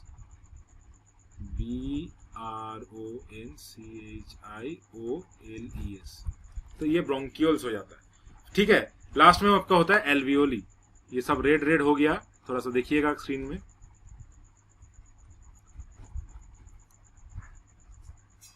इसको मैं थोड़ा सा हाईलाइट कर देता हूं ब्लू से, जहां जहां पे आपका रिटर्न है। तो लैरिंग्स है, ये फेरिंग्स है, नेसल कैविटी है, एल्वियोली है। ये आपका जो है मैं आपको यहां से ये दिखा देता हूं मार्किंग्स, नेसल कैविटी है, ये दोनों मिला के आपका ब्रोंकियोल्स है, ठीक है। ये ट्रैकिया है, ये वाला पार्ट आपका ट्रैकिया है, ठीक है, ट्रैकिया है। तो ये है आपका टोटल आपका जो रेस्पिरेटरी सिस्टम है, ठीक है। रेस्पिरेटरी सिस्टम ऐसे हम लोग ड्रॉ करते हैं। तो इसको हम लोग बोलते हैं आपको एल्वियोली। तो एल्वियोली किसका पार्ट हो गया, रेस्पिरेशन सिस्टम का। ट्रांसपोर्टेशन सिस्टम किसको कहते हैं, जैसे हम लोग का जो ब्लड कैरी होता है नर्व्स और वेन से, उसको हम लोग बोलते हैं ट्रांसपोर्टेशन सिस्टम। न्यूट्रिशन सिस्टम कौन सा है, न्यूट्रिशन सिस्टम मतलब हम लोग जो डाइजेशन में यूज करते हैं, जो खाना खाते हैं, उसको हम लोग न्यूट्रिशन सिस्टम बोलते हैं। एक्सक्रिएशन सिस्टम कौन सा है, जो हम लोग मल को बाहर निकाल देते हैं, जो वेस्ट प्रोडक्ट है बॉडी का, जो हम लोग को वो टॉयलेट और यूरिन और आपका टॉयलेट से जो बाहर जाता है, उसको हम लोग कहते हैं एक्सक्रिएशन। तो ये सब तो हम लोग बचपन से देखते आ रहे हैं ना, पढ़ते आ रहे हैं साइंस में। तो ये सब का पार्ट है, ये एल्वियोली किसका पार्ट हुआ, आपका रेस्पिरेशन सिस्टम का। थोड़ा सा और भी जानकारी आपको दे देता हूं। इसका जो एरिया होता है, ये जो एल्वियोली का एरिया होता है ह्यूमन बॉडी में, वो कितना होता है, ऑलमोस्ट 1076.4 स्क्वायर फुट, ठीक है, almost equal to 100 square metre, ठीक है। तो ये आपका टोटल आपका एरिया जो है, ये आपका वो यहाँ पे फॉर्म होता है, ये जो टोटल एरिया है। ये जो एल्वियोली है, पहले तो एयर यहाँ से घुसता है, यहाँ एयर यहाँ से इनटेक होता है, यहाँ से जाता है, यहाँ से जाता है, यहाँ से जाता है, फिर डिवाइड हो जाता है, ये लास्ट में ब्रोंकियोल्स में एल्वियोली में, ब्रोंकियल्स के थ्रू एल्वियोली में जाके यहाँ पे आपका जो है आपका नाम्स रहता है। तो यहाँ पे ऑक्सीजन का जो आदान प्रदान है, यहाँ पे जो ऑक्सीजन का आदान प्रदान है, ऑक्सीजन का जो आदान प्रदान है यहाँ पे होता है। तो यहाँ पे ऑक्सीजन और कार्बन डाइऑक्साइड का जो एक्सचेंज होता है ये एल्वियोली में होता है, ये एल्वियोली में होता है। तो इसमें आपका एरिया जो रहता है एल्वियोली का 1076.4 स्क्वायर फीट और 100 स्क्वायर मीटर। अब कभी कभार क्वेश्चन पूछता है आपका आप पर मिनट लंग्स कितना आपका एयर खींचता है, कितना आपका एयर खींचता है। तो ये होगा आपका आंसर 1.3 to 2.1 गैलन पर मिनट, इतना एयर आपका खींचता है। ये अगर हम लोग लीटर में देखेंगे तो 5 से 8 लीटर बन जाएगा। 5 से 8 लीटर आपका एयर जो है 1 मिनट में लंग्स आपको खींचता है। और इसका आपका बोला जाएगा कि कितना आपका ऑक्सीजन का जो है एवरी मिनट उसका कितना उसका वो कितना लीटर ऑक्सीजन उसका ब्लड में पहुंचता है, तो हो जाएगा 0.3 litre. 0.3 litre of oxygen to the blood every minute they provide जब आप रेस्ट करते हैं। ये सिनेरियो कब होता है, इतना इतना ऑक्सीजन पहुंचता है ब्लड पे पर मिनट, तो कब होता है जब रेस्ट करते हैं हम लोग। तो ये थोड़ा सा आप एक्स्ट्रा डेटा है जो इंपॉर्टेंट हो सकता है, तो आप जान के रखिए ताकि कोई चांस ना रहे कोई भी आपका कोई इसी के ऊपर अगर कोई क्वेश्चन आता है तो आप इजीली दे सकते हैं। 1.3 to 2.1 गैलन पर मिनट या 5 से 8 लीटर पर मिनट आपका होता है। एरिया कितना होता है एल्वियोली का 1076.4, ये सैक टाइप का होता है। यहाँ पे क्या होता है ऑक्सीजन और कार्बन डाइऑक्साइड का जो डीऑक्सीजनेटेड ब्लड है वो आपका कार्बन डाइऑक्साइड लेके आता है। कार्बन डाइऑक्साइड यहाँ से रिलीज हो जाता है, जो ऑक्सीजनेटेड एयर हम लोग नेसल कैविटी से लेते हैं वो फिर जाके वो ब्लड में चला जाता है और हेमोग्लोबिन के थ्रू ये पूरा बॉडी में ट्रेवल करता है। ठीक है, तो ये ऐसे हम लोग का रेस्पिरेशन सिस्टम काम करता है जहां पे एल्वियोली एक पार्ट है। ठीक है, चलिए उम्मीद करते हैं ये आपको समझ में आ गया होगा। नेक्स्ट क्वेश्चन देखते हैं। नेक्स्ट क्वेश्चन है the nuclei of which of the following element does not have a neutron. Nuclei कौन सा एलिमेंट में न्यूट्रॉन नहीं होता है। प्रोटॉन, न्यूट्रॉन, इलेक्ट्रॉन आपको पता ही होगा। प्रोटॉन क्या है, प्रोटॉन आपका होता है positively charge element, positively charge particle. Neutron क्या होता है, ये न्यूट्रल होता है, ना पॉजिटिव होता है ना नेगेटिव होता है। इलेक्ट्रॉन क्या होता है, इलेक्ट्रॉन आपका नेगेटिव चार्ज होता है। अगर आप एक कोई एटम ले लेते हैं, ये आपका न्यूक्लियस मान लेते हैं, थोड़ा सा बड़ा कर देते हैं, ये आपका न्यूक्लियस कर लेते हैं। इसके बाहर में ऐसा रिंग्स रहता है, यहाँ पे आपका इलेक्ट्रॉन घूमता है। तो ये माइंड मत कीजिए, दो ही करता हूँ। ठीक है, तो इसके अंदर में प्रोटॉन प्लस न्यूट्रॉन यहाँ पे रहता है और यहाँ पे आपका घूमता है आपका इलेक्ट्रॉन। ठीक है, ऐसे एक बना देता हूँ, जैसे घूमता है बाहर में, ये होता है आपका इलेक्ट्रॉन। ठीक है, और प्रोटॉन प्लस न्यूट्रॉन कहाँ पे रहता है, आपका न्यूक्लियस में रहता है। तो यहाँ पे क्या पूछा गया है, यहाँ पे पूछा गया है कौन सा एलिमेंट में आपका न्यूट्रॉन नहीं होता है। तो इसका करेक्ट आंसर कौन सा हो जाएगा, इसका करेक्ट आंसर हो जाएगा हाइड्रोजन, जो प्रोटियम है। हाइड्रोजन का क्या होता है, हाइड्रोजन का आपका 3 आइसोटोप होता है, प्रोटियम, ड्यूटेरियम और ट्यूटेरियम। Protium, deuterium, ट्यूटेरियम। तो यहाँ पे आपका जो प्रोटियम है आइसोटोप का 3 आइसोटोप में जो फर्स्ट आइसोटोप प्रोटियम है, क्या क्या है, प्रोटियम, फिर आपका होता है ड्यूटेरियम,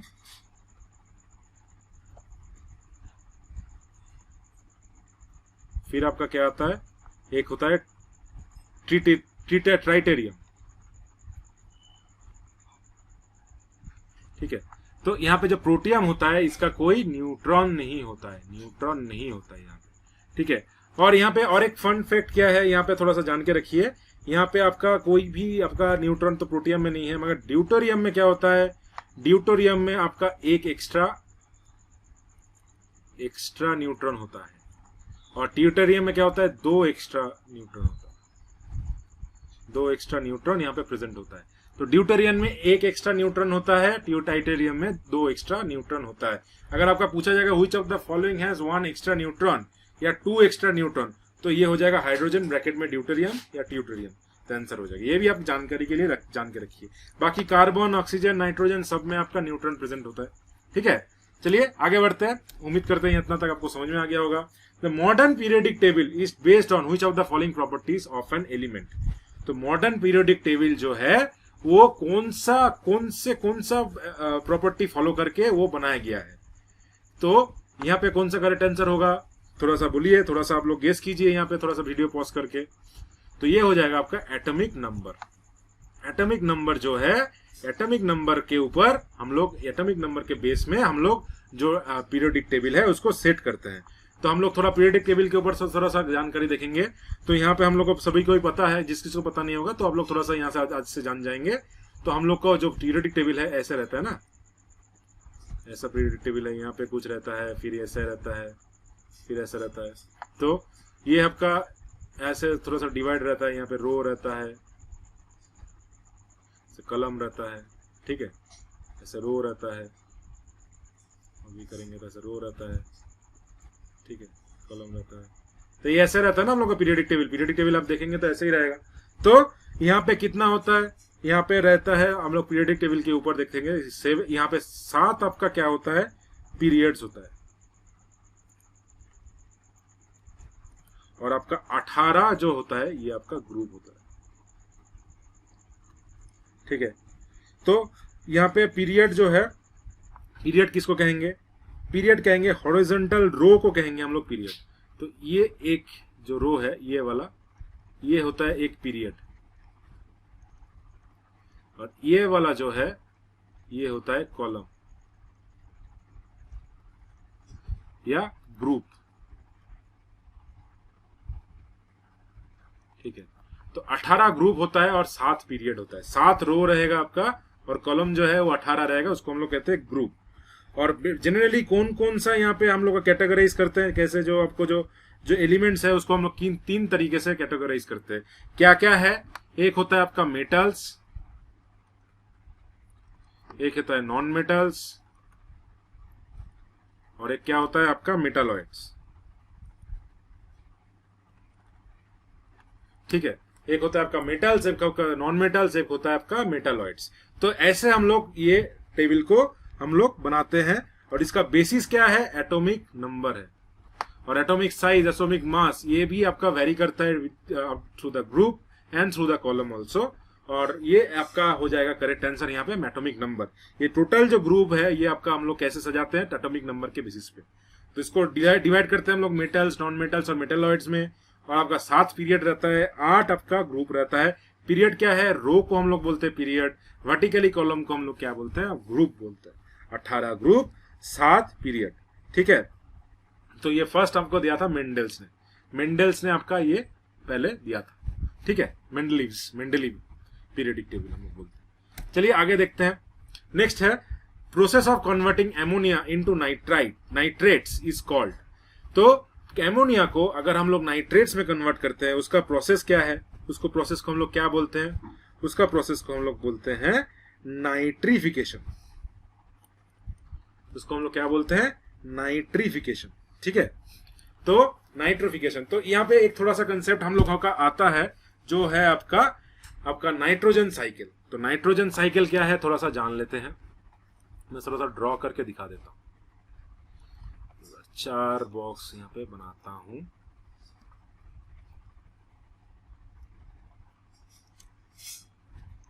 तो आपको ये जो प्रोसेस है ये टोटल आपको समझ में आ जाएगा। जो नाइट्रोजन गैस है ये तो पाया जाता है, नाइट्रोजन गैस कौन सा फॉर्म में रहता है, NO के फॉर्म में रहता है, NO, N2O के फॉर्म में रहता है, N2 के फॉर्म में रहता है। ये फॉर्म में आपको एटमॉस्फेयर में मिल जाता है। तो इसको अगर हम लोग कन्वर्ट करके ऑर्गेनिक नाइट्रोजन में हम लोग बनाते हैं, इसको अगर ऑर्गेनिक नाइट्रोजन, जो आपको कहां पे काम में आता है, जो आपको फर्टिलाइजर्स, फार्मिंग में काम में आता है, तो इसको हम लोग कहते हैं नाइट्रोजन फिक्सेशन। नाइट्रोजन फिक्सेशन, ठीक है। फिर यहां से हम लोग का क्या कन्वर्ट करके करते हैं, यहां पे हम लोग का ऑर्गेनिक और नाइट्रोजन से हम लोग क्या करते हैं, इसको हम लोग करते हैं एमोनिफिकेशन।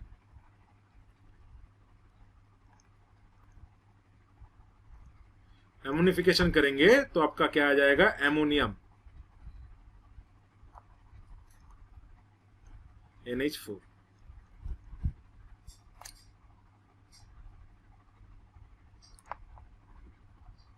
ठीक है। तो ये आपका हो जाएगा NH4 आपका हो जाएगा अमोनिया। तो ये जो है, ये जो प्रोसेस है ऑर्गेनिक और नाइट्रोजन से एमोनिफिकेशन करेंगे तो ये आपका हो जाएगा आपका नाइट्रोजन, ये हो जाएगा आपका ऑर्गेनिक केमिकल, इसको ये प्रोसेस को हम लोग बोलेंगे एमोनिफिकेशन। फिर एमोनिया से हम लोग अगर इसको हम लोग करेंगे नाइट्रेट करेंगे, तो नाइट्रेट अगर करेंगे तो इस फॉर्म में अगर इसको हम लोग तोड़ेंगे, इसको हम लोग क्या बोलेंगे, नाइट्रिफिकेशन।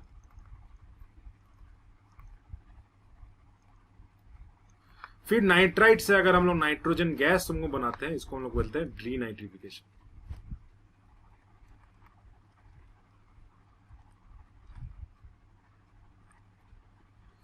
और ये जो है ये आपका ये कभी नहीं हो सकता, ये इससे नाइट्राइट से ऑर्गेनिक केमिस्ट्री, इसको ये इमोबिलाइज्ड है, ये कभी नहीं इधर उधर कर सकता है, ठीक है।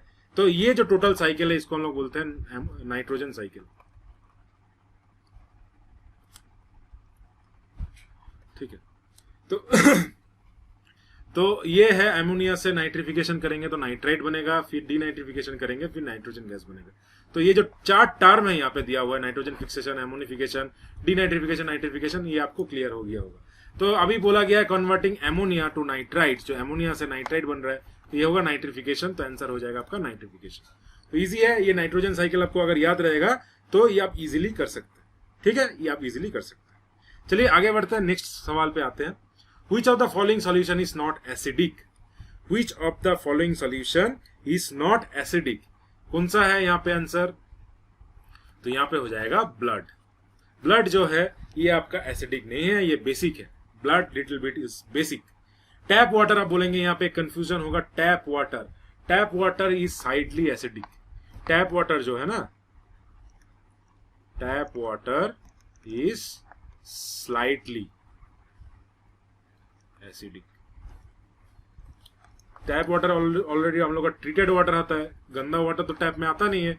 जब ट्रीटमेंट होता है ना थोड़ा सा ये एसिडिक बन जाता है, क्योंकि बहुत सारा ट्रीटमेंट होता है यहाँ पे, तो इसलिए टैप वाटर जो है तो साइटली एसिडिक होता है। तो यहाँ पे करेक्ट आंसर हो जाएगा ब्लड। यहाँ पे आप लोग बहुत जन यहाँ पे कंफ्यूज करेंगे, गलत करके आएंगे, टैप वाटर करेंगे, क्योंकि मगर टैप वाटर यहाँ पे नहीं होगा, ये आपका होगा ब्लड। और आपका जो विनेगर है ये तो एसिडिक ही है, एसिडिक एसिड रहता है यहाँ पे। तो इसका सब ये जो आपका जो पीएच लेवल है, pH level of vinegar very करता है 2 से 3 तक। लेमन जूस है, सिट्रिक एसिड रहता है इसमें, तो इसमें आपका कितना हो जाएगा इसका पीएच वैल्यू, ये आपका लगभग भी 2 रहेगा। तो लेमन जूस इसमें आपका एसिड रहता है, विनेगर में भी एसिटिक एसिड रहता है, लेमन जूस में सिट्रिक एसिड रहता है, साइट्रिक एसिड। तो साइट्रिक एसिड और एसिटिक एसिड ये सब विनेगर में रहता है, तो एसिड है उसमें। और सबसे जो पीएच, सबसे ये जो पीएच रहता है एप्पल सीडर विनेगर हो, वो आपका सबसे एसिडिक होता है। तो एप्पल सीडर विनेगर।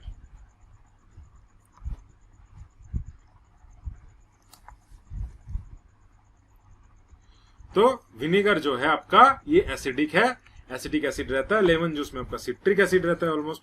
जो कोई भी जो आपका लेमन का कुछ भी हो गया, कुछ भी लेमन टाइप का कुछ रहता है तो साइट्रिक फ्रूट्स भी बोलते हैं उसको, साइट्रिक एसिड रहता है इसलिए। टैप वाटर भी आपका थोड़ा सा एसिडिक होगा, तो यहाँ पे आपका करेक्ट आंसर हो जाएगा ब्लड, जो थोड़ा सा बेसिक है, ठीक है। चलिए, और आपको पीएच लेवल के बारे में तो थोड़ा सा बता देता हूँ। पीएच तो पता होगा, पीएच होता है 0 से लेके 7, फिर होता है आपका 14 तक। ये होता है आपका बेस, ये होता है आपका एसिड। 7 से कम रहेगा, ये रहेगा आपका एसिड इधर, ये होगा बेस। 7 से 14 तक बीच में रहेगा ये बेस। जितना आपका 14 की तरफ जाएगा ज्यादा बेसिक होगा, जितना ये 0 की तरफ या 1 की तरफ, 0 तो नहीं है, मतलब कुछ वैल्यू रहेगा यहाँ पे, तो 1 की तरफ जितना ये आएगा ये एसिड रहेगा, ठीक है। तो ये एसिडिक होगा। तो जितना 14 की तरफ जाएगा वो ज्यादा बेसिक होगा। तो अगर मान लेते हैं अगर पीएच वैल्यू है 2, 3, तो जिसका 2 है वो ज्यादा एसिडिक होगा। और अगर पीएच वैल्यू मान लेते हैं हम लोग का 9 और 12, तो 12 जो है ये ज्यादा बेसिक होगा, ठीक है। तो ऐसे हम लोग कैलकुलेट करते हैं पीएच लेवल। ये है आपका पीएच बार, पीएच बार इसे कहते हैं हम लोग, पीएच मीटर भी बोलते हैं आपको, पीएच बार, पीएच मीटर। तो पीएच का ये लेवल होता है 1 से 7 से 14, ठीक है। तो ये है आपका टोटल कंसेप्ट यहाँ पे। तो आई होप आप यहाँ से पीएच के ऊपर कुछ भी क्वेश्चन आएगा तो आप यहाँ से कर पाएंगे। और ये जो है कॉमन क्वेश्चन है ब्लड, ब्लड को लेके बहुत सारा क्वेश्चन आता है, blood is a important topic, तो ये सब टॉपिक आपको एकदम थॉरोली पढ़ना जरूरी है, ठीक है। चलिए आगे देखते हैं। नेक्स्ट है Charles Darwin gave the idea of. Charles Darwin जो थे वो कौन सा आइडिया दिए थे हम लोग का, ये यहाँ पे करेक्ट आंसर हो जाएगा ऑप्शन 4 इवोल्यूशन। ये सब क्वेश्चन आपको पहले पॉज करके ट्राई करना है, आप खुद से एक बार ट्राई कीजिए, फिर क्वेश्चन को देखिए, तब आपको समझ में आएगा। तो ये होगा आपका एवोल्यूशन। तो Charles Darwin gave the idea of evolution. Charles Darwin का जो आपका जो बुक का नाम है, चार्ल्स डार्विन जो लिखे थे जो आपका, तो उसका क्या नाम था, the origin of species. Origin of species, ये आपका बुक का नाम है, ठीक है, ये आपका बुक का नाम है। और यहाँ पे हम लोग का क्या जो कंसेप्ट दिए थे, यहाँ पे जो कंसेप्ट दिए थे वो नेचुरल सिलेक्शन। इवोल्यूशन का जो कंसेप्ट था, इसको चार्ल्स डार्विन ने बताए थे कि इवोल्यूशन का जो कंसेप्ट था इसको होता है natural selection.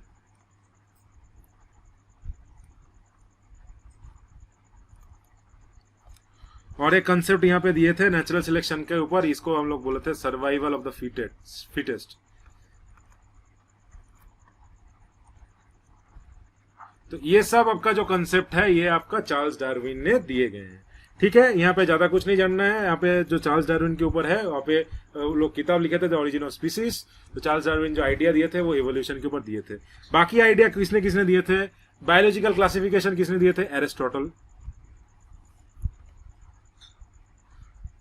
Cell as a unit of life, cell as a unit of life आपका, ये आपका किसने दिए थे, यहाँ पे हम लोग को दिए थे Schleiden and Schwann. Schleiden and Schwann बोल के दो आपका साइंटिस्ट थे, तो ये आपका सेल का ऊपर कंसेप्ट जो है वो उन्होंने दिए थे, स्लीडन एंड शॉन।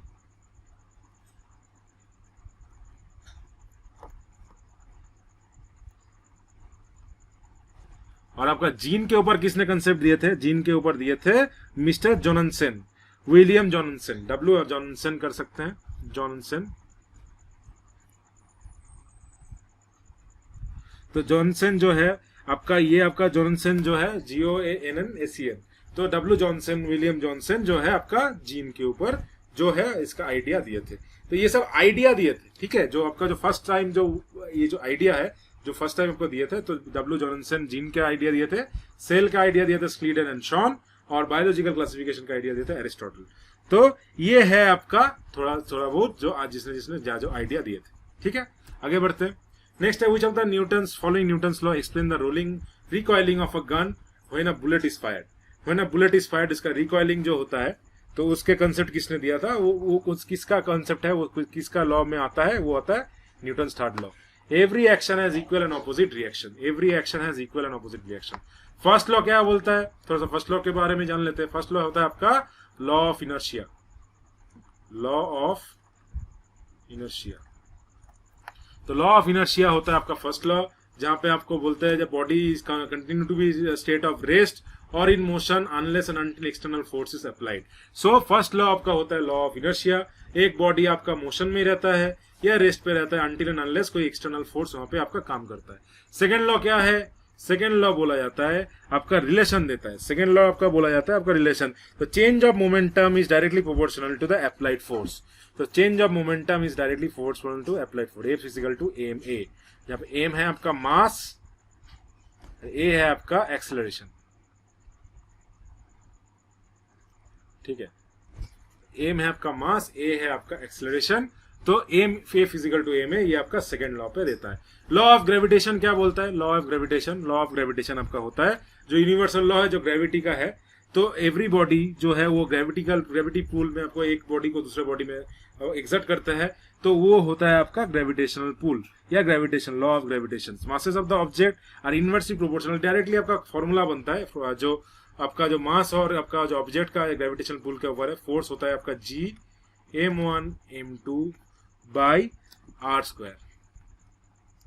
तो G क्या है, G होता है आपका ग्रेविटेशनल कांस्टेंट। G का वैल्यू कितना होता है, G का वैल्यू होता है 6.67 into 10 to the power -11 newton KG square per metre square, newton KG square metre square, ठीक है। Newton per kg square, Newton minus ये -2 होगा, ठीक है, newton per kg square by metre square. तो ये होता है आपका न्यूटन ग्रेविटेशन कांस्टेंट के ऊपर जो आपका कांस्टेंट होता है। तो ये होगा G। m1 m2 क्या है, मास ऑफ बॉडी 1,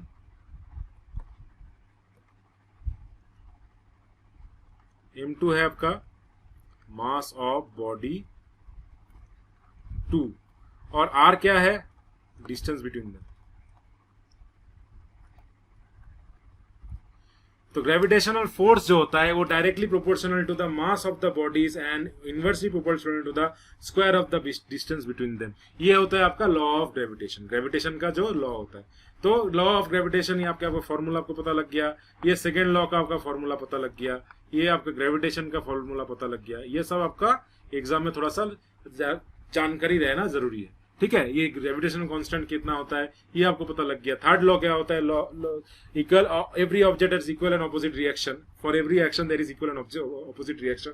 तो गन जो फायर होता है, यहाँ पे बुलेट निकल रहा है, वो बुलेट भी गन के ऊपर एक प्रेशर फोर्स करता है, तभी ना लिक्वल होता है। तो ये होता है आपका, आता है थर्ड लॉ ऑफ मोशन। चलिए आगे बढ़ते हैं। नेक्स्ट है according to law of gravitation only the earth attracts the moon towards itself. ऐसा होता है क्या? नहीं, earth and moon both attracts each other. हाँ, ये होता है। Only the moon attracts earth towards itself, ऐसा भी नहीं होता है। नो फोर्स बिटवीन अट्रैक्शन, ये तो पॉसिबल ही नहीं है, फोर्स तो है ही ग्रेविटेशनल फोर्स। तो लॉ ऑफ ग्रेविटेशन के according to the earth and moon both attract each other, ठीक है, ये रहेगा। चलिए आगे बढ़ते हैं। नेक्स्ट क्वेश्चन, ये इजी क्वेश्चन था। नेक्स्ट होता है which of the following there is absent in animal cell. Animal cell यहाँ पे एक्सेप्ट, मतलब animal which of the following is absent in animal cell. Animal cell में कौन सा जो है ये एब्सेंट रहता है। तो यहाँ पे आंसर कौन सा हो जाएगा, यहाँ पे आंसर हो जाएगा आपका सेल वॉल।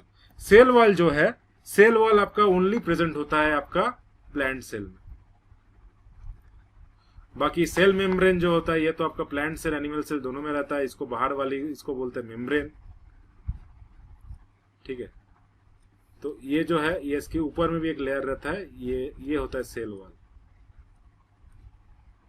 तो सेल वॉल जो है, ये सेल वॉल जो है ये आपका रहता है ओनली ये बना रहता है सेलुलोज का। जो मटेरियल का बना रहता है वो सेलुलोज का बना रहता है सेल वॉल। तो सेल वॉल ओनली आपका प्लांट सेल में होता है। बाकी सेल मेम्ब्रेन दोनों में ही होता है। सेल न्यूक्लियस जो है, न्यूक्लियस दोनों में ही होता है। ऐसे कि हमारे होता है माइटोकॉन्ड्रिया, तो माइटोकॉन्ड्रिया दोनों में होता है। माइटोकॉन्ड्रिया को हम लोग क्या कहते हैं, power house of the cell, power house of the cell.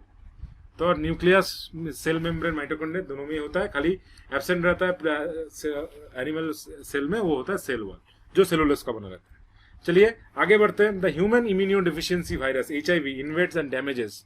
कौन सा होगा आंसर यहाँ पे, digestive system, respiratory system, nervous system, immune system. तो आंसर होगा यहाँ पे इम्यून सिस्टम। इम्यून सिस्टम आपको यहाँ पे डैमेज कर देता है।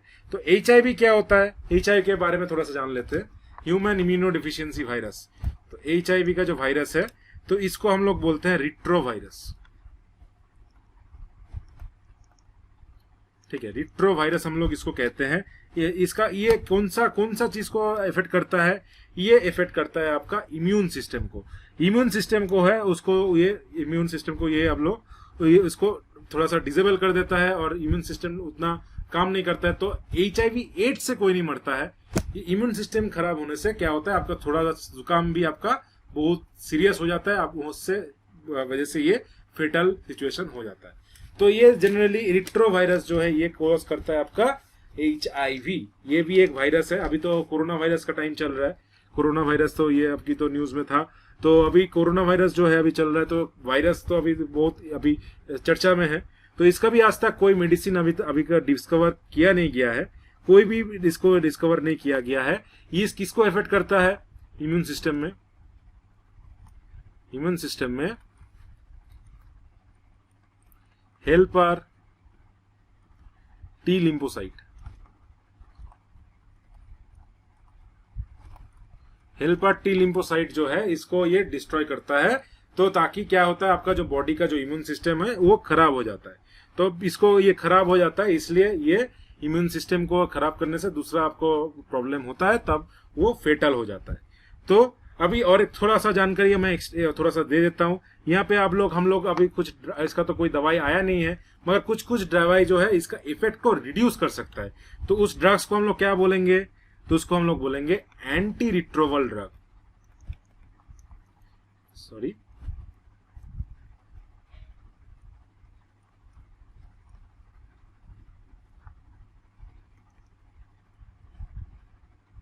Retroviral drug. तो इससे क्या होगा, इफेक्ट तो थोड़ा सा घटेगा, मगर ये टोटल क्योर नहीं है, ये टोटल क्योर नहीं है। थोड़ा सा इफेक्ट यहाँ पे ये घट जाएगा जरूर, मगर टोटल क्योर नहीं है। यहाँ पे आप लोग एक देखेंगे HIV, acquired immuno deficiency syndrome, AIDS बोलते हैं ना, एड्स, लास्ट में सिंड्रोम आता है। ये क्यों आता है? क्योंकि सिंड्रोम का मतलब क्या है? सिंड्रोम का मतलब है group of symptoms, group of symptoms, इसलिए इसको हम लोग बोलते हैं सिंड्रोम, क्योंकि यहाँ पे ग्रुप ऑफ सिंड्रोम, यहाँ पे जब होता है ये सिम्टम्स बहुत सारा आता है। इसका एक टेस्ट भी होता है, उसको हम लोग क्या बोलेंगे? एलिशा टेस्ट, एलिशा टेस्ट, ठीक है, ALISA। ये आपका टेस्ट होता है HIV एड्स जब होता है, कोई भी टेस्ट कराता है तो ये एलिशा टेस्ट बोलता है। इसका मतलब फुल फॉर्म क्या है? एंजाइम लिंक्ड इम्यूनो सॉर्बेंट ऐसे टेस्ट। तो एलिशा टेस्ट, एलिशा नाम तो याद रहेगा, एलिशा, एलिशा लोग का कोई मतलब लड़की लोग का भी नाम होता है एलिशा। तो एलिशा टेस्ट जो है ये आपका HIV टेस्ट, एड्स का टेस्ट करने में आपका आता है। तो यहाँ पे आंसर हो जाएगा, इम्यून सिस्टम को जो ये करता है वो है HIV वायरस, जो करता है इम्यून सिस्टम को डिस्टर्ब करता है, T लिम्फोसाइट को इफेक्ट करता है। ठीक है, चलिए आगे बढ़ते हैं। ये है आपका हम लोग का last question of the day. तो ये है आपका which of the following instrument for used for measuring electric current. तो इलेक्ट्रिक करंट मेजर करने के लिए कौन सा इंस्ट्रूमेंट हम लोग यूज करते हैं? यहाँ पे हम लोग यूज करते हैं एमीटर। एमीटर होगा राइट आंसर। यहाँ पे जो इलेक्ट्रिक इंस्ट्रूमेंट हम लोग यूज करते हैं वो होता है एमीटर। तो एमीटर में हम लोग बाकी एमीटर में तो करंट यूज मेजर करते हैं। पोटेंशियोमीटर का क्या काम होता है? पोटेंशियोमीटर का आपका काम होता है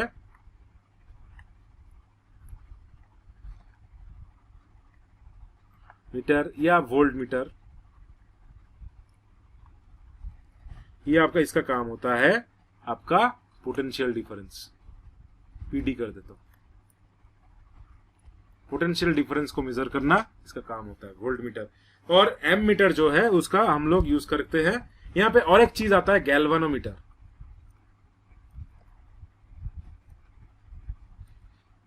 गैल्वानोमीटर का कहां पे यूजेस होता है? यहाँ पे हम लोग गैल्वानोमीटर यूज करते हैं जहां पे इलेक्ट्रिक करंट का क्वांटिटी स्मॉल होता है, मतलब स्मॉल इलेक्ट्रिक करंट छोटा सा, तो उसका ज्यादा वोल्ट नहीं रहता है, पोटेंशियल डिफरेंस ज्यादा नहीं रहता है, उसमें हम लोग गैल्वानोमीटर यूज करते हैं। तो कितना तक ये मेजर कर सकता है गैल्वानोमीटर? 10⁻⁻6 एम्पियर तक। ठीक है, 10⁻⁻6 एम्पियर तक ये हम लोग गैल्वानोमीटर तक ये मेजर कर सकता है। और गैल्वानोमीटर को हम लोग एम मीटर में कन्वर्ट भी कर सकते हैं और वोल्ट मीटर में हम लोग कन्वर्ट भी कर सकते हैं। तो गैल्वानोमीटर जो है ये हम लोग वोल्ट मीटर में या एम मीटर में कैसे कन्वर्ट करेंगे? तो गैल्वानोमीटर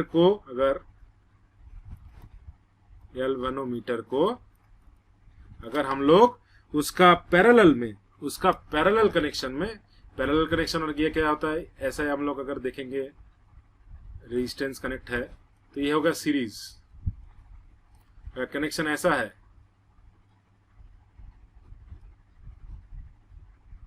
इसे हम लोग बोलते हैं पैरेलल, है कि नहीं?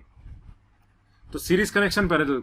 तो पैरेलल कनेक्शन में अगर हम लोग शंट कनेक्ट करेंगे गैल्वानोमीटर से तो वो एम मीटर का काम करेगा, एम मीटर का काम करेगा। अब शंट क्या है? अब शंट है आपका जो वेरी लो रेजिस्टेंस होता है, मतलब शंट एक वायर है, इलेक्ट्रिकल वायर है जिसका रेजिस्टेंस वेरी लो होता है। अगर इसको हम लोग पैरेलल में कनेक्ट करते हैं तो आपका एम मीटर बनेगा। और अगर इसको इसी को अगर हाई रेजिस्टेंस में हम लोग कनेक्ट करते हैं गैल्वानोमीटर को, तो वोल्ट मीटर के तरह से ये काम करेगा। तो अगर गैल्वानोमीटर के साथ हम लोग हाई रेजिस्टेंस वाला कुछ जो हाई रेजिस्टेंस वाला है इसको अगर हम लोग सीरीज में कनेक्ट करेंगे, सीरीज में अगर कनेक्ट करेंगे तो ये आपका काम करेगा वोल्ट मीटर का। ठीक है, तो गैल्वानोमीटर अगर शंट में हम लोग काम करेंगे, कनेक्ट करेंगे पैरेलल, तो पैरेलल में तो ये एमीटर वाला काम करेगा, नहीं तो ये हाई रेजिस्टेंस अगर हम लोग सीरीज में कनेक्ट करेंगे तो ये वोल्ट मीटर जैसा काम करेगा। तो ये आपका यहाँ पे करेक्ट आंसर हो जाएगा। तो मेजरिंग इलेक्ट्रिक करंट हम लोग यूज करेंगे एमीटर। तो इतना था आज का क्वेश्चन, ये आपका आया था लास्ट ईयर का पेपर में। टोटल आपका 23 क्वेश्चन था साइंस के ऊपर। तो बहुत इंपॉर्टेंट ये वेटेज बनता है कोई भी एग्जाम में। तो ये अब आपको अच्छी तरीके से पढ़ना पड़ेगा, अच्छी तरीके से आपको करना पड़ेगा, क्योंकि 23 मार्क्स इज नो जोक। आपका सिलेक्शन मैटर कर जाएगा 23 मार्क्स पे। तो 23 मार्क्स आपको यहाँ से इजीली आप स्कोर कर सकते हैं अगर आपका कंसेप्ट क्लियर है तो। अच्छा, अगर वीडियो को अच्छा लगा, आपको वीडियो देख के आपको अच्छा लगा है तो उसको लाइक कीजिए, दोस्तों के साथ शेयर कीजिए और चैनल को सब्सक्राइब कर दीजिए। चलिए मिलते हैं नेक्स्ट वीडियो पे और थोड़ा क्वेश्चंस के ऊपर जो आया है। बेसिकली हम लोग डिस्कस करेंगे और थोड़ा मैथ्स बाकी है उसको डिस्कस करेंगे, रीजनिंग डिस्कस करेंगे, थोड़ा जीके डिस्कस करेंगे, और जो करंट अफेयर पार्ट है उसको हम लोग डिस्कस नहीं करेंगे, क्योंकि करंट अफेयर जो है वो करंट टॉपिक से आएगा। पिछले साल का डिस्कस करके कोई फायदा नहीं है 2018 में। अभी करंट टॉपिक जो है उसको डिस्कस करेंगे, जो जो इंपॉर्टेंट है जीके में बता दूंगा, जो जो करंट अफेयर में इंपॉर्टेंट है। तो चलिए, ये सब मिलने के लिए, ये सब के लिए आप जुड़े रहिए हम लोग के चैनल में। तो इसीलिए मैं बोल रहा हूँ बार बार सब्सक्राइब कर दीजिए और बेल आइकन को भी दबा दीजिए। ठीक है, चलिए, thank you for now, will meet you in the next class.